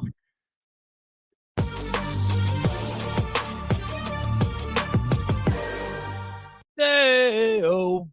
Wow, the Big 12 this week. Unbelievable slate of games compared to last week, and I have 3 big upsets. The biggest matchup to break down, BYU and Kansas this week. Kansas, a 10-point favorite against a team that just went on the road against an SEC squad and won in a top 10 attendance for that SEC team all time in a night game. BYU, the hot hand. Why would I not ride it? The Cougars get it done. An upset in Lawrence, Kansas. There's another big upset coming to town. It's the game that none of you will want to watch. I don't want to watch it. Which team wants to lose more? That's the one that will. Iowa State, Oklahoma State, 2 very bad football teams. Iowa State favored by 3.5, over under 35.5. If there is a local paint drying competition in your town, go to that instead. I have Oklahoma State upsetting the Cyclones as 3.5-point dogs this week at Jack Trice. And another big matchup to break down. There are a lot of them, by the way, so I can only pick a couple. I am confident. Oklahoma, the number 16 team in America, loses on the road to Cincinnati. OU does this. They win in the non-conference, then they play a team that should absolutely blow out of the water. They go on the road, they overlook them, and they lose. Remember, OU sub 500 last season. One of the biggest upsets that I have picked all season long. Oklahoma loses to Cincinnati on Saturday as 14-point favorites on the road. Cincy gets it done. Everything else, all fun and games. The Big 12 sucks right now. Hopefully they can do a lot better this week, and that's the goal, right? Watch on Locked On Big 12 later this week. Dave Schultz with your Week 4 Sunbelt Conference preview. Big ball game, Marshall hosting Virginia Tech. Good for Virginia Tech going into Huntington. Ball game is sold out, and it is on ESPN2 this weekend. Marshall was a 7-point favorite. Now they're down to 4.5. It hasn't been aesthetically pleasing, but Cam Fancher, the starting quarterback for the Herd, is 8-1 as a starter. They were actually off last week. They've started the season out 2-0. Troy is hosting Western Kentucky. That also on national TV. That's on ESPNU. Trojans got TJ Jackson back. That may have helped them defensively against JMU, but they got Western Kentucky coming in, and Austin Reed can sling it around the field. Troy better be ready for the Hilltoppers. And then later on in the evening, you got App State heading out to Wyoming. The Cowboys gave Texas all they could handle for 3 quarters before wilting under the Longhorns. Really good football team. App State looking to start out the season 3-1. Be sure to head over to Lockdown Sunbelt for the full recap of the Georgia State Coastal Carolina ball game. Once again, I'm Dave Schultz with your Week 4 Sunbelt preview. Enjoy the football, everybody. I'm Darian Gray, a.k.a. the Mouth of the South, and host of Locked on HBCU, and conference play begins for the SWAC this week.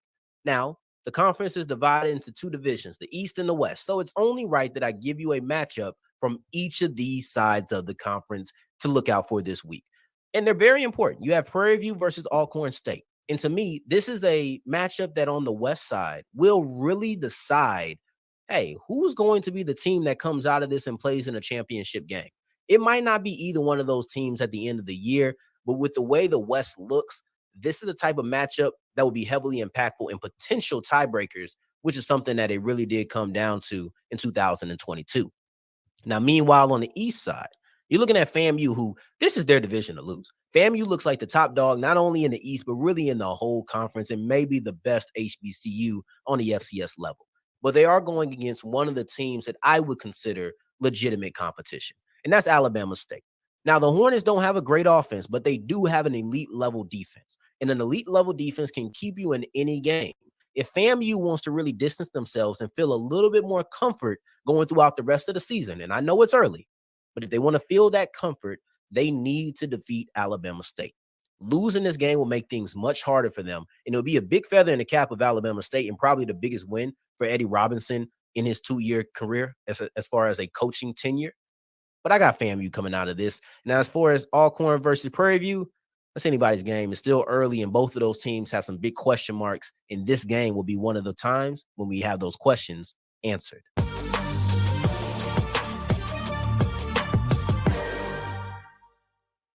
Wow. Daylight come, and we want to go home. Drake Toll, Kenton Gibbs, Alex Dono, Lockdown College Football Kickoff Live. That was Conference Confidential. One of the things that I heard from the super good-looking Big 12 guy is that Cincinnati's going to upset Oklahoma. And as we talk about our prove-it week teams, guys, to me, this is a prove-it week for Oklahoma. Can they prove that in week 3, week 4, coming into conference play, that they can beat a team they're supposed to? Because we all know the Kansas State losses they've had the last couple of years. They had a 6-7 season last year. This OU team, Brent Venables, they need to prove me something, even as 14.5-point favorites at Cincinnati, the same team that lost Miami of Ohio but won on the road against Pitt. Cincy, Oklahoma is a game that I have my eye on, and I do think Cincinnati pulls that one out. Who needs to prove something to you this week, Kenton Gibbs?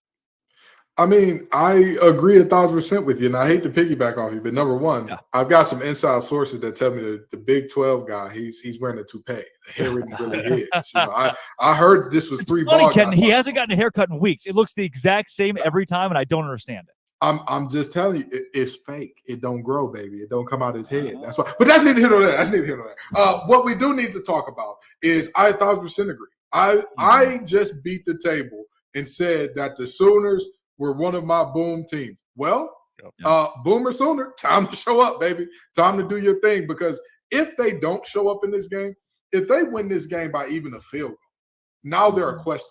Now there's, are you this good? Because we saw you struggling against SMU. SMU now is technically a Power 5 team, thanks to some finagling and some haggling with the ACC and all that good stuff, thanks to some money that we don't know where it came from, but they raised a couple $100 million over. I wish I could raise a couple $100 million that quick. Just give me $8 million.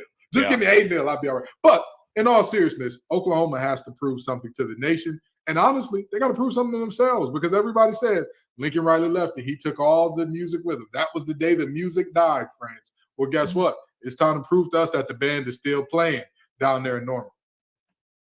Dono, prove it to me. I'm going to go a little farther off the beaten path, because so many of these teams in big Georgia games State talked about it. Not quite. But I'm going to go with North Carolina.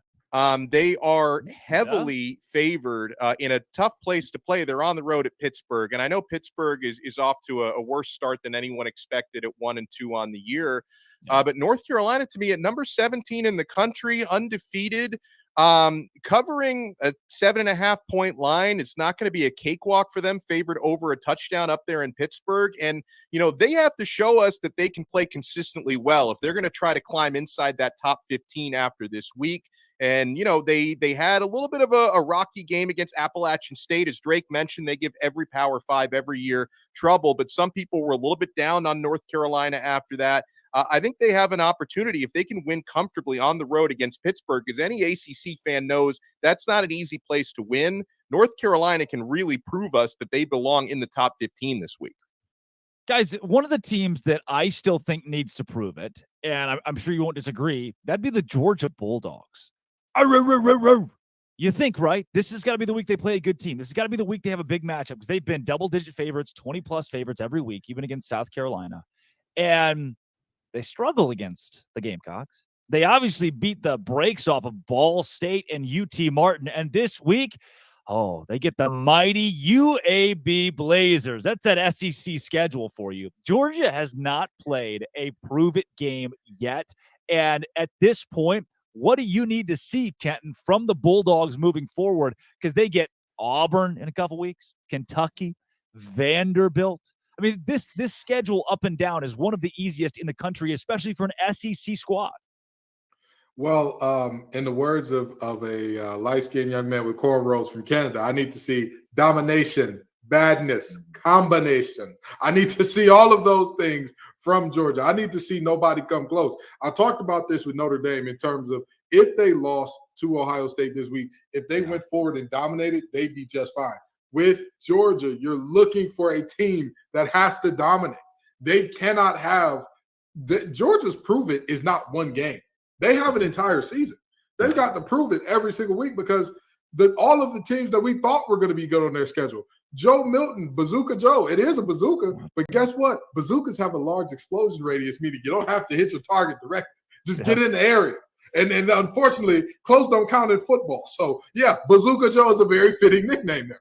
But in all seriousness, this Georgia team has to show up and show out every single week. They can't take a week off and all of a sudden UAB sneak up on them and surprise them, because let's just say that was to happen, right? Mm-hmm. Let's just say that is to happen. They lose to maybe one or two of these teams that are, mid at best. Do they get into the playoffs? We haven't seen a two-loss team get in the playoff yet. So why would Georgia be the exception?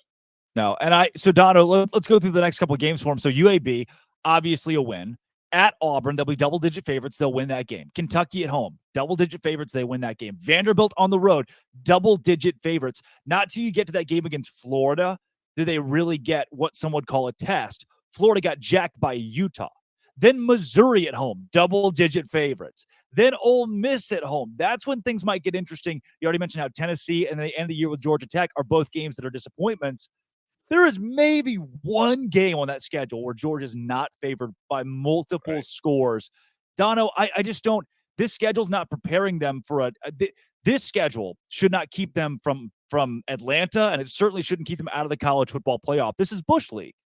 Yeah, I mean, Georgia's been so bored. I don't know why their players are always in a hurry to get everywhere. They're racking up all these speeding tickets. I think that's the big thing. They have to show us they can honor the speeding limits. No, guys, Dono, no. Georgia, they haven't been challenged to this point. We don't know if Carson Beck is a big-time quarterback yet. There's so much we need to see from this team. This man said the Athens Police Department is the only team that can beat Georgia at this point. So far, only one can stop them. Only one thing can stop the dogs. That's the law enforcement. Yeah, I think, Dono, you hit the nail on the head with Carson Beck. It's like, do we buy or sell on him? It's too early to tell for that guy. They took care of business against UT Martin and against Ball State, but South Carolina, they really struggled in that game to the point where there was a spot after halftime, actually, where South Carolina had a 62% chance to win that game. I mean, they were not just squarely in it. They were in control for a portion of the game against Georgia between the hedges. And now, again, they don't get tested against UAB. They might not really get tested the rest of this season, depending on how good Ole Miss looks down the stretch. Maybe Tennessee can put it back together. But to me, I look at Georgia and I see a team that I think, all right, I mean, yeah, they're not as good as they were last year or 2 years ago, but they could walk to a college football playoff appearance with how down. I mean, we talk about how down the Big 12 is. Guys, give me one dominant team in the SEC. Can anybody tell me but at the same time, give me the dominant force in college football. We are missing a big dog for the first few weeks. We are missing the team you go, shoot, they've proven it so far, and they look legit week in and week out. Florida State could have been that, and then that Boston College game. Maybe Texas could be that, but they were almost tied with Wyoming in the second half. I'm waiting for the team that says, all right, we're them, and I don't see it yet. Kenton, Dono, do you disagree with that? Have we seen somebody rise above the crop here? I mean, with all due respect, and I know that people are going to look at me crazy when I say this because they haven't played anybody so far, but you can only play who's in front of you. Yeah, the boys with that big block M on their helmet have looked like gods amongst men. They have destroyed everybody who has defensively especially, yeah, for sure. I mean, defensively, offensively, nobody has come close. And I think that that's the most interesting thing about it, because we all know Harbaugh's not a defensive coach. Like, as much as you think of his teams as physical in the trenches, that's where they're going to win the game. He was a quarterback.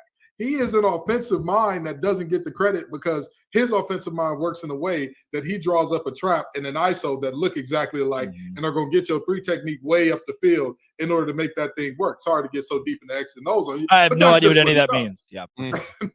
Don't worry about it. You ain't the only person. But the reality is very simple. I think Michigan getting Harbaugh back is much bigger than most people think it is. And I think that team is the bullies on the block this year. It's just that they haven't won a chip yet, so people can't give them the credit. And they haven't played anybody and it goes back to my point. I do believe Michigan is a college football playoff caliber team. They beat Ohio State this year. They probably run the gauntlet in the Big Ten. But to this point, they haven't played anyone. Who is a team that has played somebody and won a big game and then has just dominated and taken care of business? Again, I think Florida State's a team you make the case for until the Boston College debacle. So, I mean, give me one team, and maybe it's like a Miami who's kind of hidden down there still that has beat Texas A&M, beaten a Power 5 squad.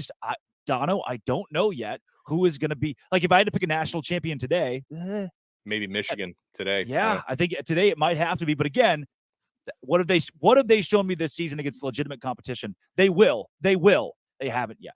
I think it's made these first 3+ weeks a lot more fun, right? Because so many years we go into it knowing, like, hey, a lot of years you can predict your top 4 before the Alabama, season even starts. Clemson, Ohio State. But this year it's like good luck. And I also think it's, and obviously, the super conferences haven't been consummated yet, but with all this talk about conference realignment and super conferences, it's great to see like that the SEC hasn't been looking that great so far. But it's just interesting, right? For the college football storylines, and the ACC has looked a lot better than expected. And a lot of folks think they're kind of being left behind in the super conference race. So I'll enjoy it while I can, because are we going to be having the same conversation 4 or 5 weeks from now? Probably not. I think we're going to have a better idea who the superpowers are. But for right now, I'm enjoying it. What if we see a Florida State, Penn State, Utah, and Texas college football playoff?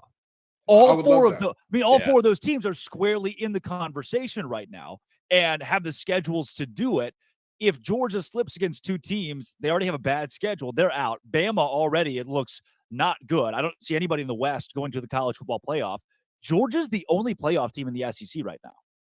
And if they slip up somewhere, it's got to be somebody else who hasn't been a perennial. Clemson's down. Ohio State, to me, is down. We could see 4 teams who are not used to being in this position being in the playoff at the end of the year. Penn State leading the way, like you mentioned, Kenton. Obviously, Michigan right there as well. But there's a legitimate chance to get some new names, some new bloods in the new era of college football competing for a national championship, which I think would be great for the game. Kenton, I see you're chopping the bit with something here.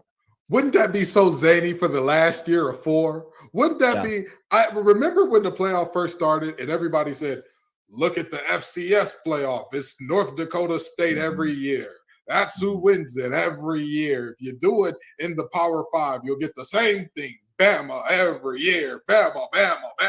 Now look at them. They can't even find a quarterback. They can't find somebody that's going to throw it and hand it off. Well, what a great time it is to be a college football fan. Again, when you think that things are at their most boring, if you truly look around the college football landscape, there is beauty all around you. There is excitement all around you. There is storylines all around you. Miami's got an 8th-year tight end, an 8th-year guy that still wants to seek a 9th year. Yeah, he's applying for a 9th year. Hey, what are we doing?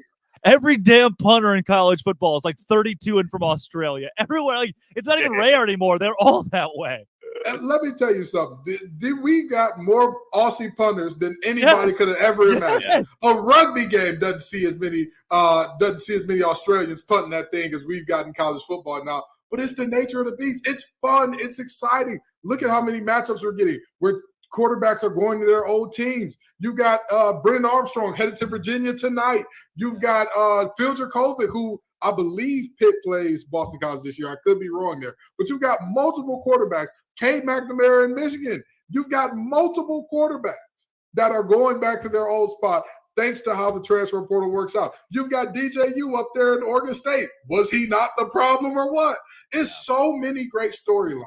And so if you want to ignore that because there is not a top dog, you're missing out. The loss is all yours, brother, because there's a lot of great football going on right now. And we haven't even, there are more viewers than ever. Deion is certainly a big part to thank for that. And again, Kenton, you missed one that's huge for Washington State and Oregon State. They're playing for the Pac-12 championship, the Pac-2 championship this weekend right now. And so that's added a different filament to this as well, where we see a new era of college football that is yet to begin. We know it's coming, but it's yet to begin with. It's our last year of seeing the game as it has been for the last couple of decades.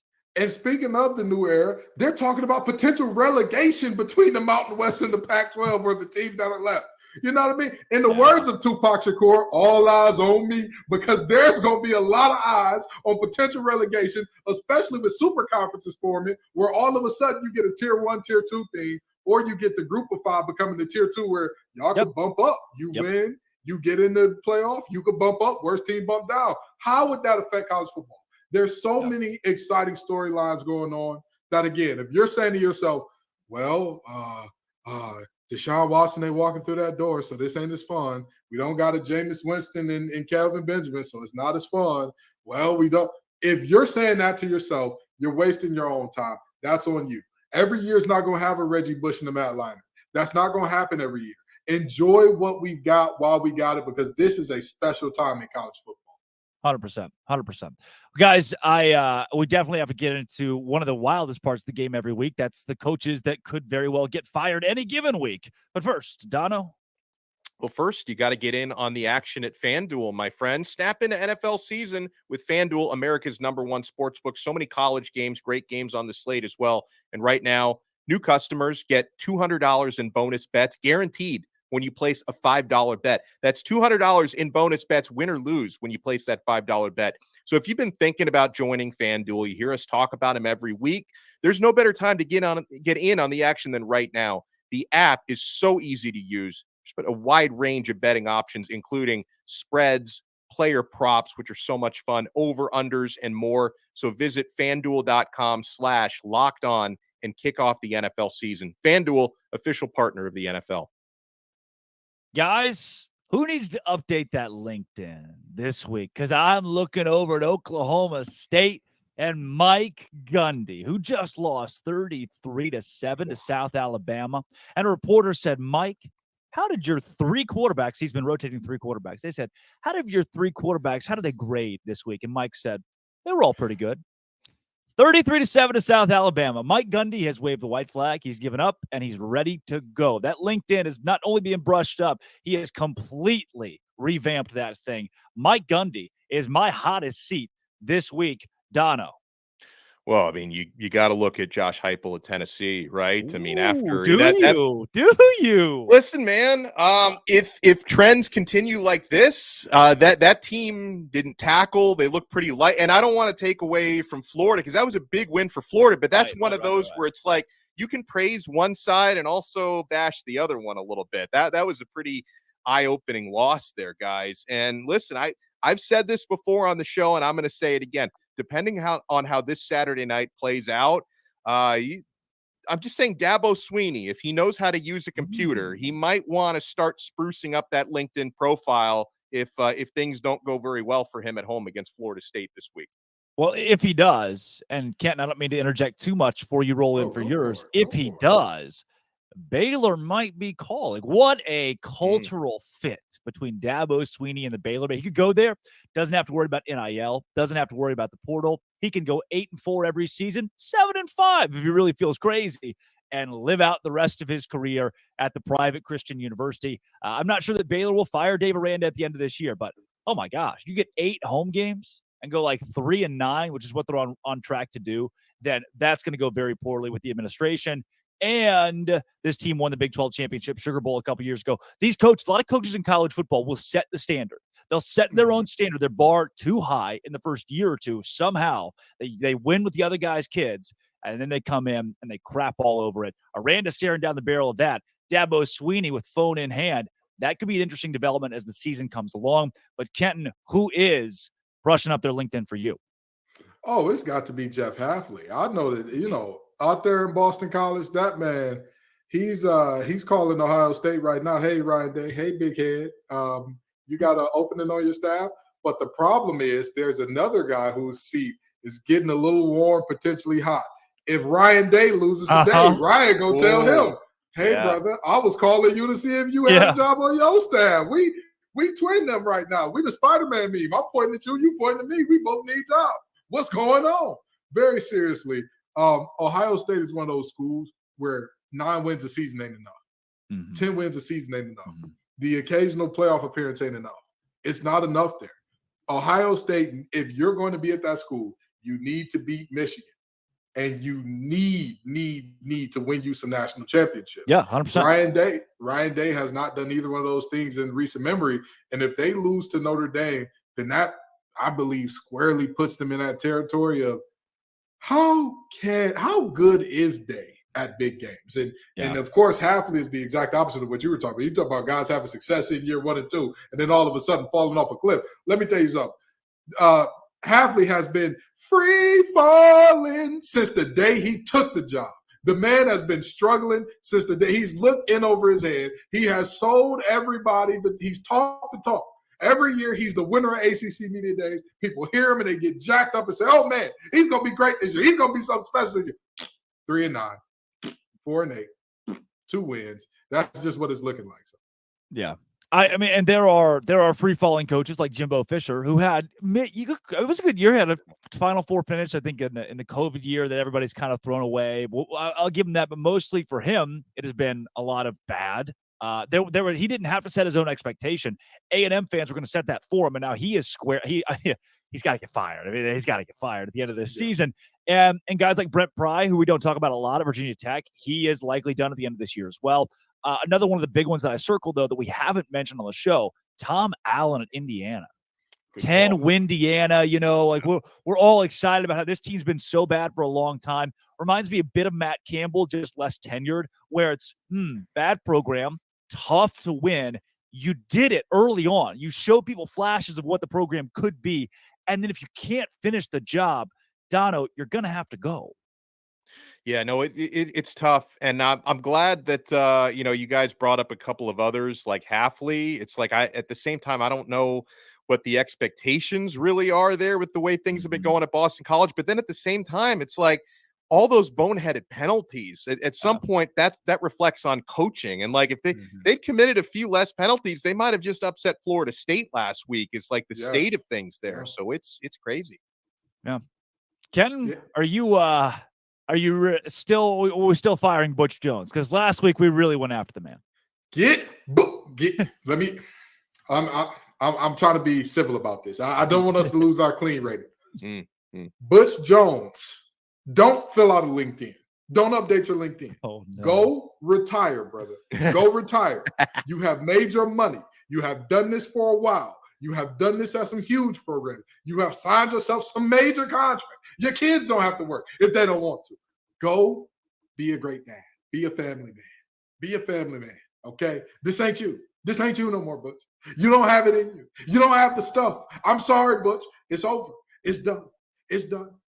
People talk about what is the standard at different programs. Arkansas State has perennially been at least middle of the road, if not better, as a group of 5 team.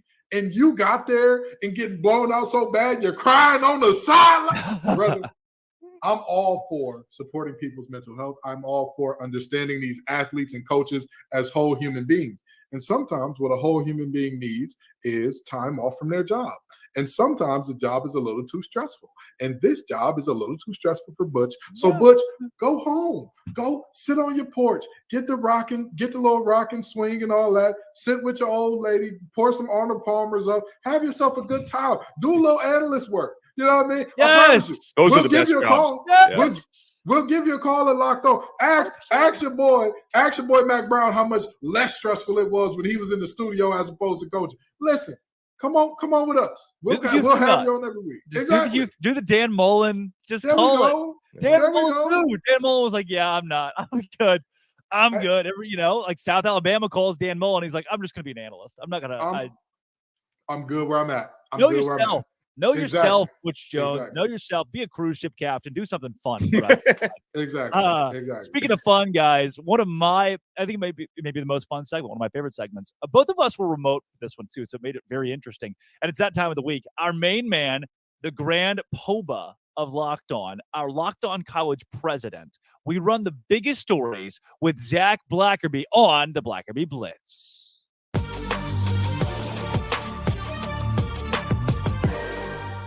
Donde SL Blackerby Blitz. It's right here on Locked On College Football Kickoff Live. Zach, let's go through the biggest headlines in college football this week. Oh, no. Guy makes big hit on the sidelines. Travis Hunter takes a cheap shot. He had a lacerated something, and Deion said, don't try to kill a guy. What do you make of this whole deal? Yeah, I mean, I love that Deion's standing up for his player. I love that Deion Sanders was the first guy out there to get into the face of the guy that hit him. I mean, as a coach, you got to make sure your guys don't do that. I mean, I know that was a very emotional game and both sides made it super personal, which I love. It was incredible and people bought every second of it. The highest viewership of a college football game so far this year, freaking Colorado State. It's wild. At midnight, yeah. Yeah. I mean, so the passion's there, but as a coach, you've got to make sure your players don't do like stuff that can actually hurt people. Like I get doing whatever it takes to win the game. But man, Travis Hunter's a big part of what this team does. So I'm really, really interested to see how it moves forward. But as far as the hit itself, there's no place for that. It doesn't belong in this game. It used to be here. 20, 30 years ago, you could probably get away with that. Old school football. Today, for the better, we have taken that out of the college game. Sure. Zach, Nick Saban, as I'm sure you are very upset about, took odd shots from Lane Kiffin that weren't supposed to be shots, where Lane said, hey, he demoted his defensive coordinator. Just, you guys didn't know that. What did you make of the whole Kevin Steele, who a lot of Auburn fans know, this whole Kevin Steele deal? Yeah, Kevin Steele, I think, was a good defensive coordinator at Auburn. I think he was a good defensive coordinator when Auburn hired him away from LSU. There was excitement throughout the program. I'm surprised Kevin Steele's not working out at Alabama, because the main thing he did at Auburn was he said, okay, we're going to play base and we're just going to be better than you. And if he could do that at Auburn, I feel like you should definitely be able to do that at Alabama, where the corners are consistently better, when you have better pass rushers and linebackers that can cover so much ground. I don't think he's a great scheme guy, but I think he's a great motivator and he's a really good recruiter. That's why it worked at Auburn. So I'm a little surprised it's not working at Alabama, but also Nick Saban's under more pressure now than he's been in a hot minute. And that's saying something with the amount of pressure that he's built up at Alabama. So I guess I'm not super surprised, but I did think it was a home run hire when they added Kevin Steele this offseason. Pretty odd that it took an opposing head coach to alert the media that a guy had been demoted on Saban's staff. Don't see that every day. Zach, relegation is a new fun word we've learned this week in college football, about how maybe Cal and Stanford, the ACC, and then sometimes the AAC, and then I don't know. There's a lot going on with it. I think the Big 12 should be relegated to the FCS. We call it a day. I don't know about that. I mean, relegation's a fun topic until you get into the details of it. Mm-hmm. And when you get into the details of it, it's like, there's no way this can work. There's no way that unless every D1 school gets together and creates an organization separate from the NCAA for football, it can't happen. And we all know that's not going to happen. No, it's not. Relegation would be it works for the Europeans in their soccer deal, but not for. But it's set up for that. Well, they 100%. built it with that in mind. I don't think you can do that with something that's already created. Couldn't schedule for it. You can't. You Yeah. can't schedule a year. 6 months in advance. There's no way to do it. Do want to give a big shout out to the Dartmouth family, Buddy Tevens family, legendary college football coach, winningest all time at Dartmouth, multiple Ivy League championships, who passed away after a bike accident. So heart goes out there here on the Black Review Blitz. Zach, and in other big headlines across college football. This is the big one. Auburn and A&M. Who wants to lose this week more? Yeah, hopefully A&M wants to lose more as I cover Auburn. But no, we're going to learn a lot about the SEC West. I mean, the SEC West traditionally is the best division in college football. And with Alabama and Ole Miss playing and Auburn and Texas A&M playing, we're going to learn a lot about the division that's not the best division in football this year. I don't think. I mean, it could be proven wrong over the course of the year, but yeah, I mean, this game, it's about, I think both Hugh Freeze and Jimbo Fisher, they have pressure on them in different ways, right? Hugh Freeze wants to say, okay, I made it back to the SEC after being in the wasteland that was Liberty for so long. And Jimbo Fisher wants to stay here, right? Jimbo Fisher's got the moniker of being maybe the most overrated, definitely the most overpaid coach in college football. And he's got an incredibly talented roster that's not that good of a football team. Are they better than Auburn? I don't know. We get to learn that on Saturday, but it's going to be fun. I think there's a lot of storylines about this game that impact a lot of things. Because look, if Jimbo Fisher and Texas A&M lose to Auburn on Saturday, there's no way he survives this year. There's no way. That's Zach Blackerby, the Black Review Blitz. Zach, thanks for joining every week. Hey, love you a long time, buddy. I love you too. A lot.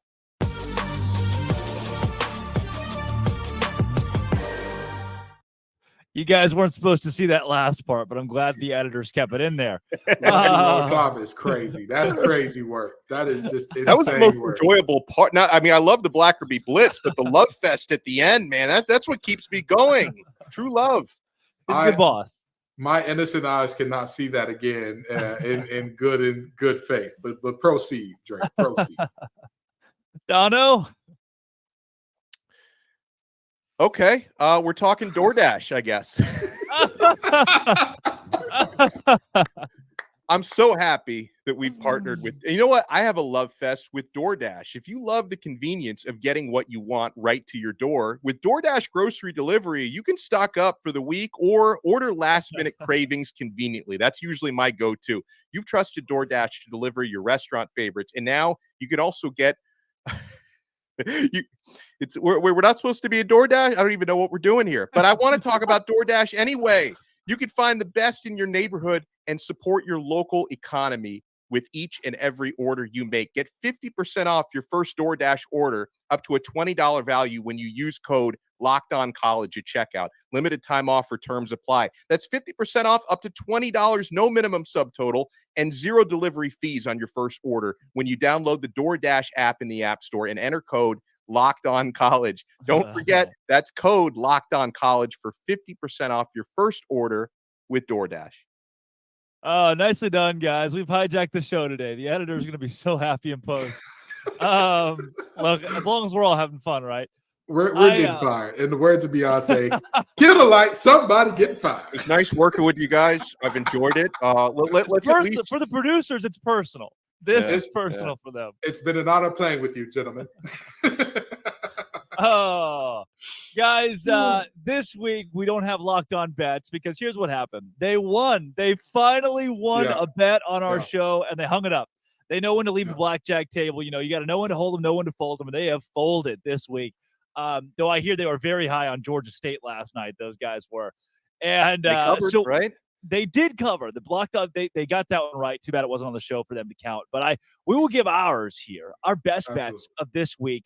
Dono, give me your A1. What is your level 18 lock on College Football Kickoff Live? Oh, I try to dig deep for these guys. And one of the big things that I look for as someone who not only enjoys playing the spreads, I like to check weather reports. Okay. Now, this one was an obvious one for me because I cover Miami. Miami's going to be playing tomorrow afternoon in Philadelphia at the Link against Temple. They're going to be having like a tropical cyclone that's going through. So assuming the game actually starts as scheduled and they're playing through potential torrential downpour at 3:30 p.m. Eastern time on Saturday, I'm looking at the over-under 46.5 between Miami and Temple, which was 50 as recently as yesterday, which means the sharps are going way in on the under.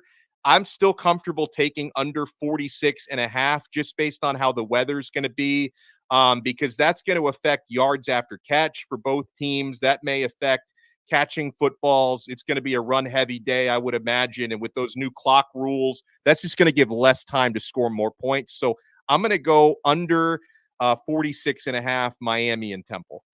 The real KG, what say you? I'm going to make this easy because me and Donald both being a little lazy this week. We go with games that we are covering, that our teams are playing in. I'm going to take NC State over Virginia. I believe the line is 9.5 right now. Let me give you a fun fact about Virginia. Under Tony Elliott, their average score when playing a Power 5 opponent is 31-15 their opponent. 6 of their last 10 games. Have we talked about him getting fired, by the way? Here's the thing. With everything that happened with the tragedy and all that, I think that bought him another year, whether Virginia fans like it or not, whether we like it or not. You kind of can't. It's a tough situation. And Virginia's known to give coaches very long leashes. For my women basketball fans out there, Tina Thompson was there thinking it up for a hot minute. But that's neither here nor there. The reality is this is a team that is dead last in the ACC in total offense, dead last in the ACC in total defense. And somehow an NC State team that, while they have their flaws, is in the upper half of the conference, is only expected to beat them by 10? I think not. I think that this one, NC State handily covers that. And that is my level 18 lock, baby. All right. I got a couple of them here. I am privy to FanDuel. It's my favorite. It's how my Saturdays kind of peeled back the curtain. So I do the Baylor football pregame show. And after I do the show, I have about 2 hours between Baylor kickoff, between that and Baylor kickoff. So I go to FanDuel and I do an extensive research on these games. But all through the week I'm doing research, but I'm playing them on Saturdays. And this week I've already circled Florida State -2. Look, guys, we've mentioned. I don't think Florida State wins by double digits, but they definitely win this game. But by the way, Drake, sorry to interrupt you, but I'm looking now at Florida State -1.5. So that's closed up even more. Yeah. Yes. So has NC State Virginia. It's down to 7.5. Take it. Wow. Take it. That's free money. Yep. What do we do? I mean, at some point, Vegas has to lose, right? And it is uncanny. You would be a madman to say, "Oh yeah, Vegas has no idea what it's doing." I mean, if the lines are always so close, I don't know how they do. I don't know how they put it together. So you got to learn which lines to and to not play. So I know a lot of people are on Clemson right now. I'm going Florida State -2. Until they really show me that they can't keep up with a legitimate Power 5 team, I'm going Colorado. I'm going to ride Colorado. 21.5 is too much. They might lose this game by 17. They might win this game as well. I'm going Colorado plus 21.5. Ole Miss plus 6.5 is on my card. It is absolutely on my card. I think Ole Miss wins this game outright because I still do not trust Alabama. They benched a kid and unbenched a kid and didn't work with their second string or their third string. That is as disastrous as it's been for Nick Saban since 2007 at Alabama. So it truly, truly is rotating through 3 quarterbacks and losing to Texas at home. Then Notre Dame +3. And again, this is a money line game for me. I think Notre Dame wins against Ohio State this weekend. I am not buying Ryan Day. I am buying Sam Hartman. I am buying Marcus Freeman. They are in the playoff conversation. Give me Notre Dame to win outright. Those are all 4 on my board this week. And then maybe my biggest pick. This is my level 18 lock. Did you know the BYU Cougars just went on the road, OTR, to an SEC opponent in a night game and won over Arkansas, KJ Jefferson. And they are 10-point dogs against the Kansas Jayhawks this week. What are we doing? Wow. Double-digit dogs, 2-score dogs against Kansas. Now, I get it. It's not your grandma's Kansas. This is a good Kansas team. The offense is great. The defense has gotten better. this BYU team won on the road in a night SEC environment. They're going to march into Lawrence, Kansas, not just cover 10. They're going to win outright by maybe 10 points themselves with Keaton Slovis and that defense. Give me BYU, level 18 lock of the week plus 10, sprinkle on the money line. Boys, let's make some money. Let's do it. Let's do it. I love the Notre Dame pick as well, by the way. I think they're going to win that game outright. They're going to. Yeah, I think so too. I mean, everything they've shown to this point, and Ohio State has looked just okay with McCord at quarterback. Fellas, before we get ourselves out of here, that word that we've mentioned a couple times this show, but have yet to really unpack is a relegation. Kenton Gibbs, when you think about the Premier League, which I do not watch, where some soccer teams that are good get to go to the next level into a new league the next year, the bad teams go down a level, and then they work out scheduling from there. Is there any way to make this thing work in college football? So here's the thing. I think that this would take a massive effort by multiple teams and parties to make this happen. However, it's the Mountain West and the Pac-12's only hope for national relevance. Yeah. The teams that are still there, it's your sole hope. Who else would really care that much to see Boise State play Air Force? Who else would care that much to see San Diego State play Wyoming? Even Fresno State. Like that's a big game, but most years those two teams are good. I'm not watching it. But what does that mean? It's Pac-12 at midnight, right? We're watching that game. We're staying up at 2 a.m. for a non-Deion Sanders game. I beg your pardon. On a Thursday night too, on a school night. Dono's got to take his kid to class. What are we doing here? What are we doing? So with that being said, I don't think that like in a normal circumstance, it's easy to work that out. However, if that's your only draw and play at like, this is our last clean hope. We've seen what these conferences will do when they get desperate. We've seen conferences add teams that don't make sense because it's like, this is all we've got. This is all we've got to do. This is all that our hands can play. And I think that relegation system would make it immensely more interesting over there, regardless of who's playing. Because now you're not just playing, we're not just talking Fresno State versus San Diego State for who's going to win the conference championship. We're potentially looking at Wyoming and not BYU, Wyoming and who's a bad team out of the Mountain West? Help me out here. Oh, wow. Nevada. Wyoming and Nevada or UNLV Nevada for who gets put into that second tier. Now we're talking. Now, even though that game is not going to be enjoyable to watch, you want to watch it because somebody's going to get relegated and somebody's probably going to get fired because of their relegation. Yeah, Dono, you same wavelength here? Yeah, I mean, I'm actually a big European soccer fan, and the promotion part of it is great for business. The relegation part of it, though, they need to do some serious study on that because then you're basically telling everyone we're not in as valuable of a conference or brand as we were before. That's why professional American sports, pro sports, they all use a franchise model. There's a reason why they decided not to use the Premier League European soccer model of promotion relegation because always being guaranteed to be one of 32 in the top tier, it's just better for business. Okay. So that's, you have to weigh the cost benefit analysis of this, guys. And I'm not sure if the novelty of promotion outweighs the financial implications of relegation. So I think they need to put some serious study into this because again, there's a reason why. And obviously, European soccer has been organized a lot longer than any American sport, but there is a reason why the NFL, NBA, NHL, Major League Baseball do not use a promotion relegation because there is a flip side to that. Relegation being in the second tier is not good for business. Well, to me, it is the idea of student athletes, mental health, student athletes. 1 year you're in X conference, the next year you're in X conference. How do you recruit with that? And on the other side of things, how do you plan travel? College football can't plan travel. I didn't even thought of that. Great point. 7 months out. And now we're in a completely different conference playing a ton of different teams. And what do we do if football wins? Football belongs in the Pac-12, but cross country doesn't belong in the Pac-12.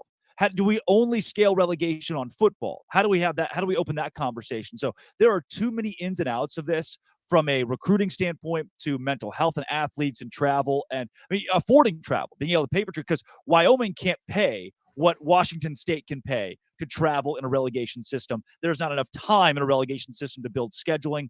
It is impossible impossible to do in college football. We will never see it in college athletics. Guys, we're running out of time here, though. I do want to get your one big take for this weekend. Kenton gives, give me one sentence, one take, 30 seconds. What's going to happen? Notre Dame proves who they are this week, one way or the other. We find out exactly who Notre Dame is this weekend. Boom. Dono. Clemson shows us they are no longer the Clemson of the past 10 years. Hate to see Florida State win, but they're going to do it this week comfortably. Cincinnati. Whoa, those Skyline Chili boys at home, 14.5-point dogs against Oklahoma, a team that was below 500 last year since he went to a college football playoff, coming against a loss to Miami of Ohio. Of course, they're supposed to lose by a whole lot, but they don't. Instead, they win it outright because Oklahoma is fraudulent, as they have been the last couple of years in their first game of conference play. Cincinnati on top. Locked On College Football Kickoff live on top. Drake Toll, Kenton Gibbs, Alex Dono. Thanks for making us your lunchtime listen every single Friday on Locked On College Football Kickoff live.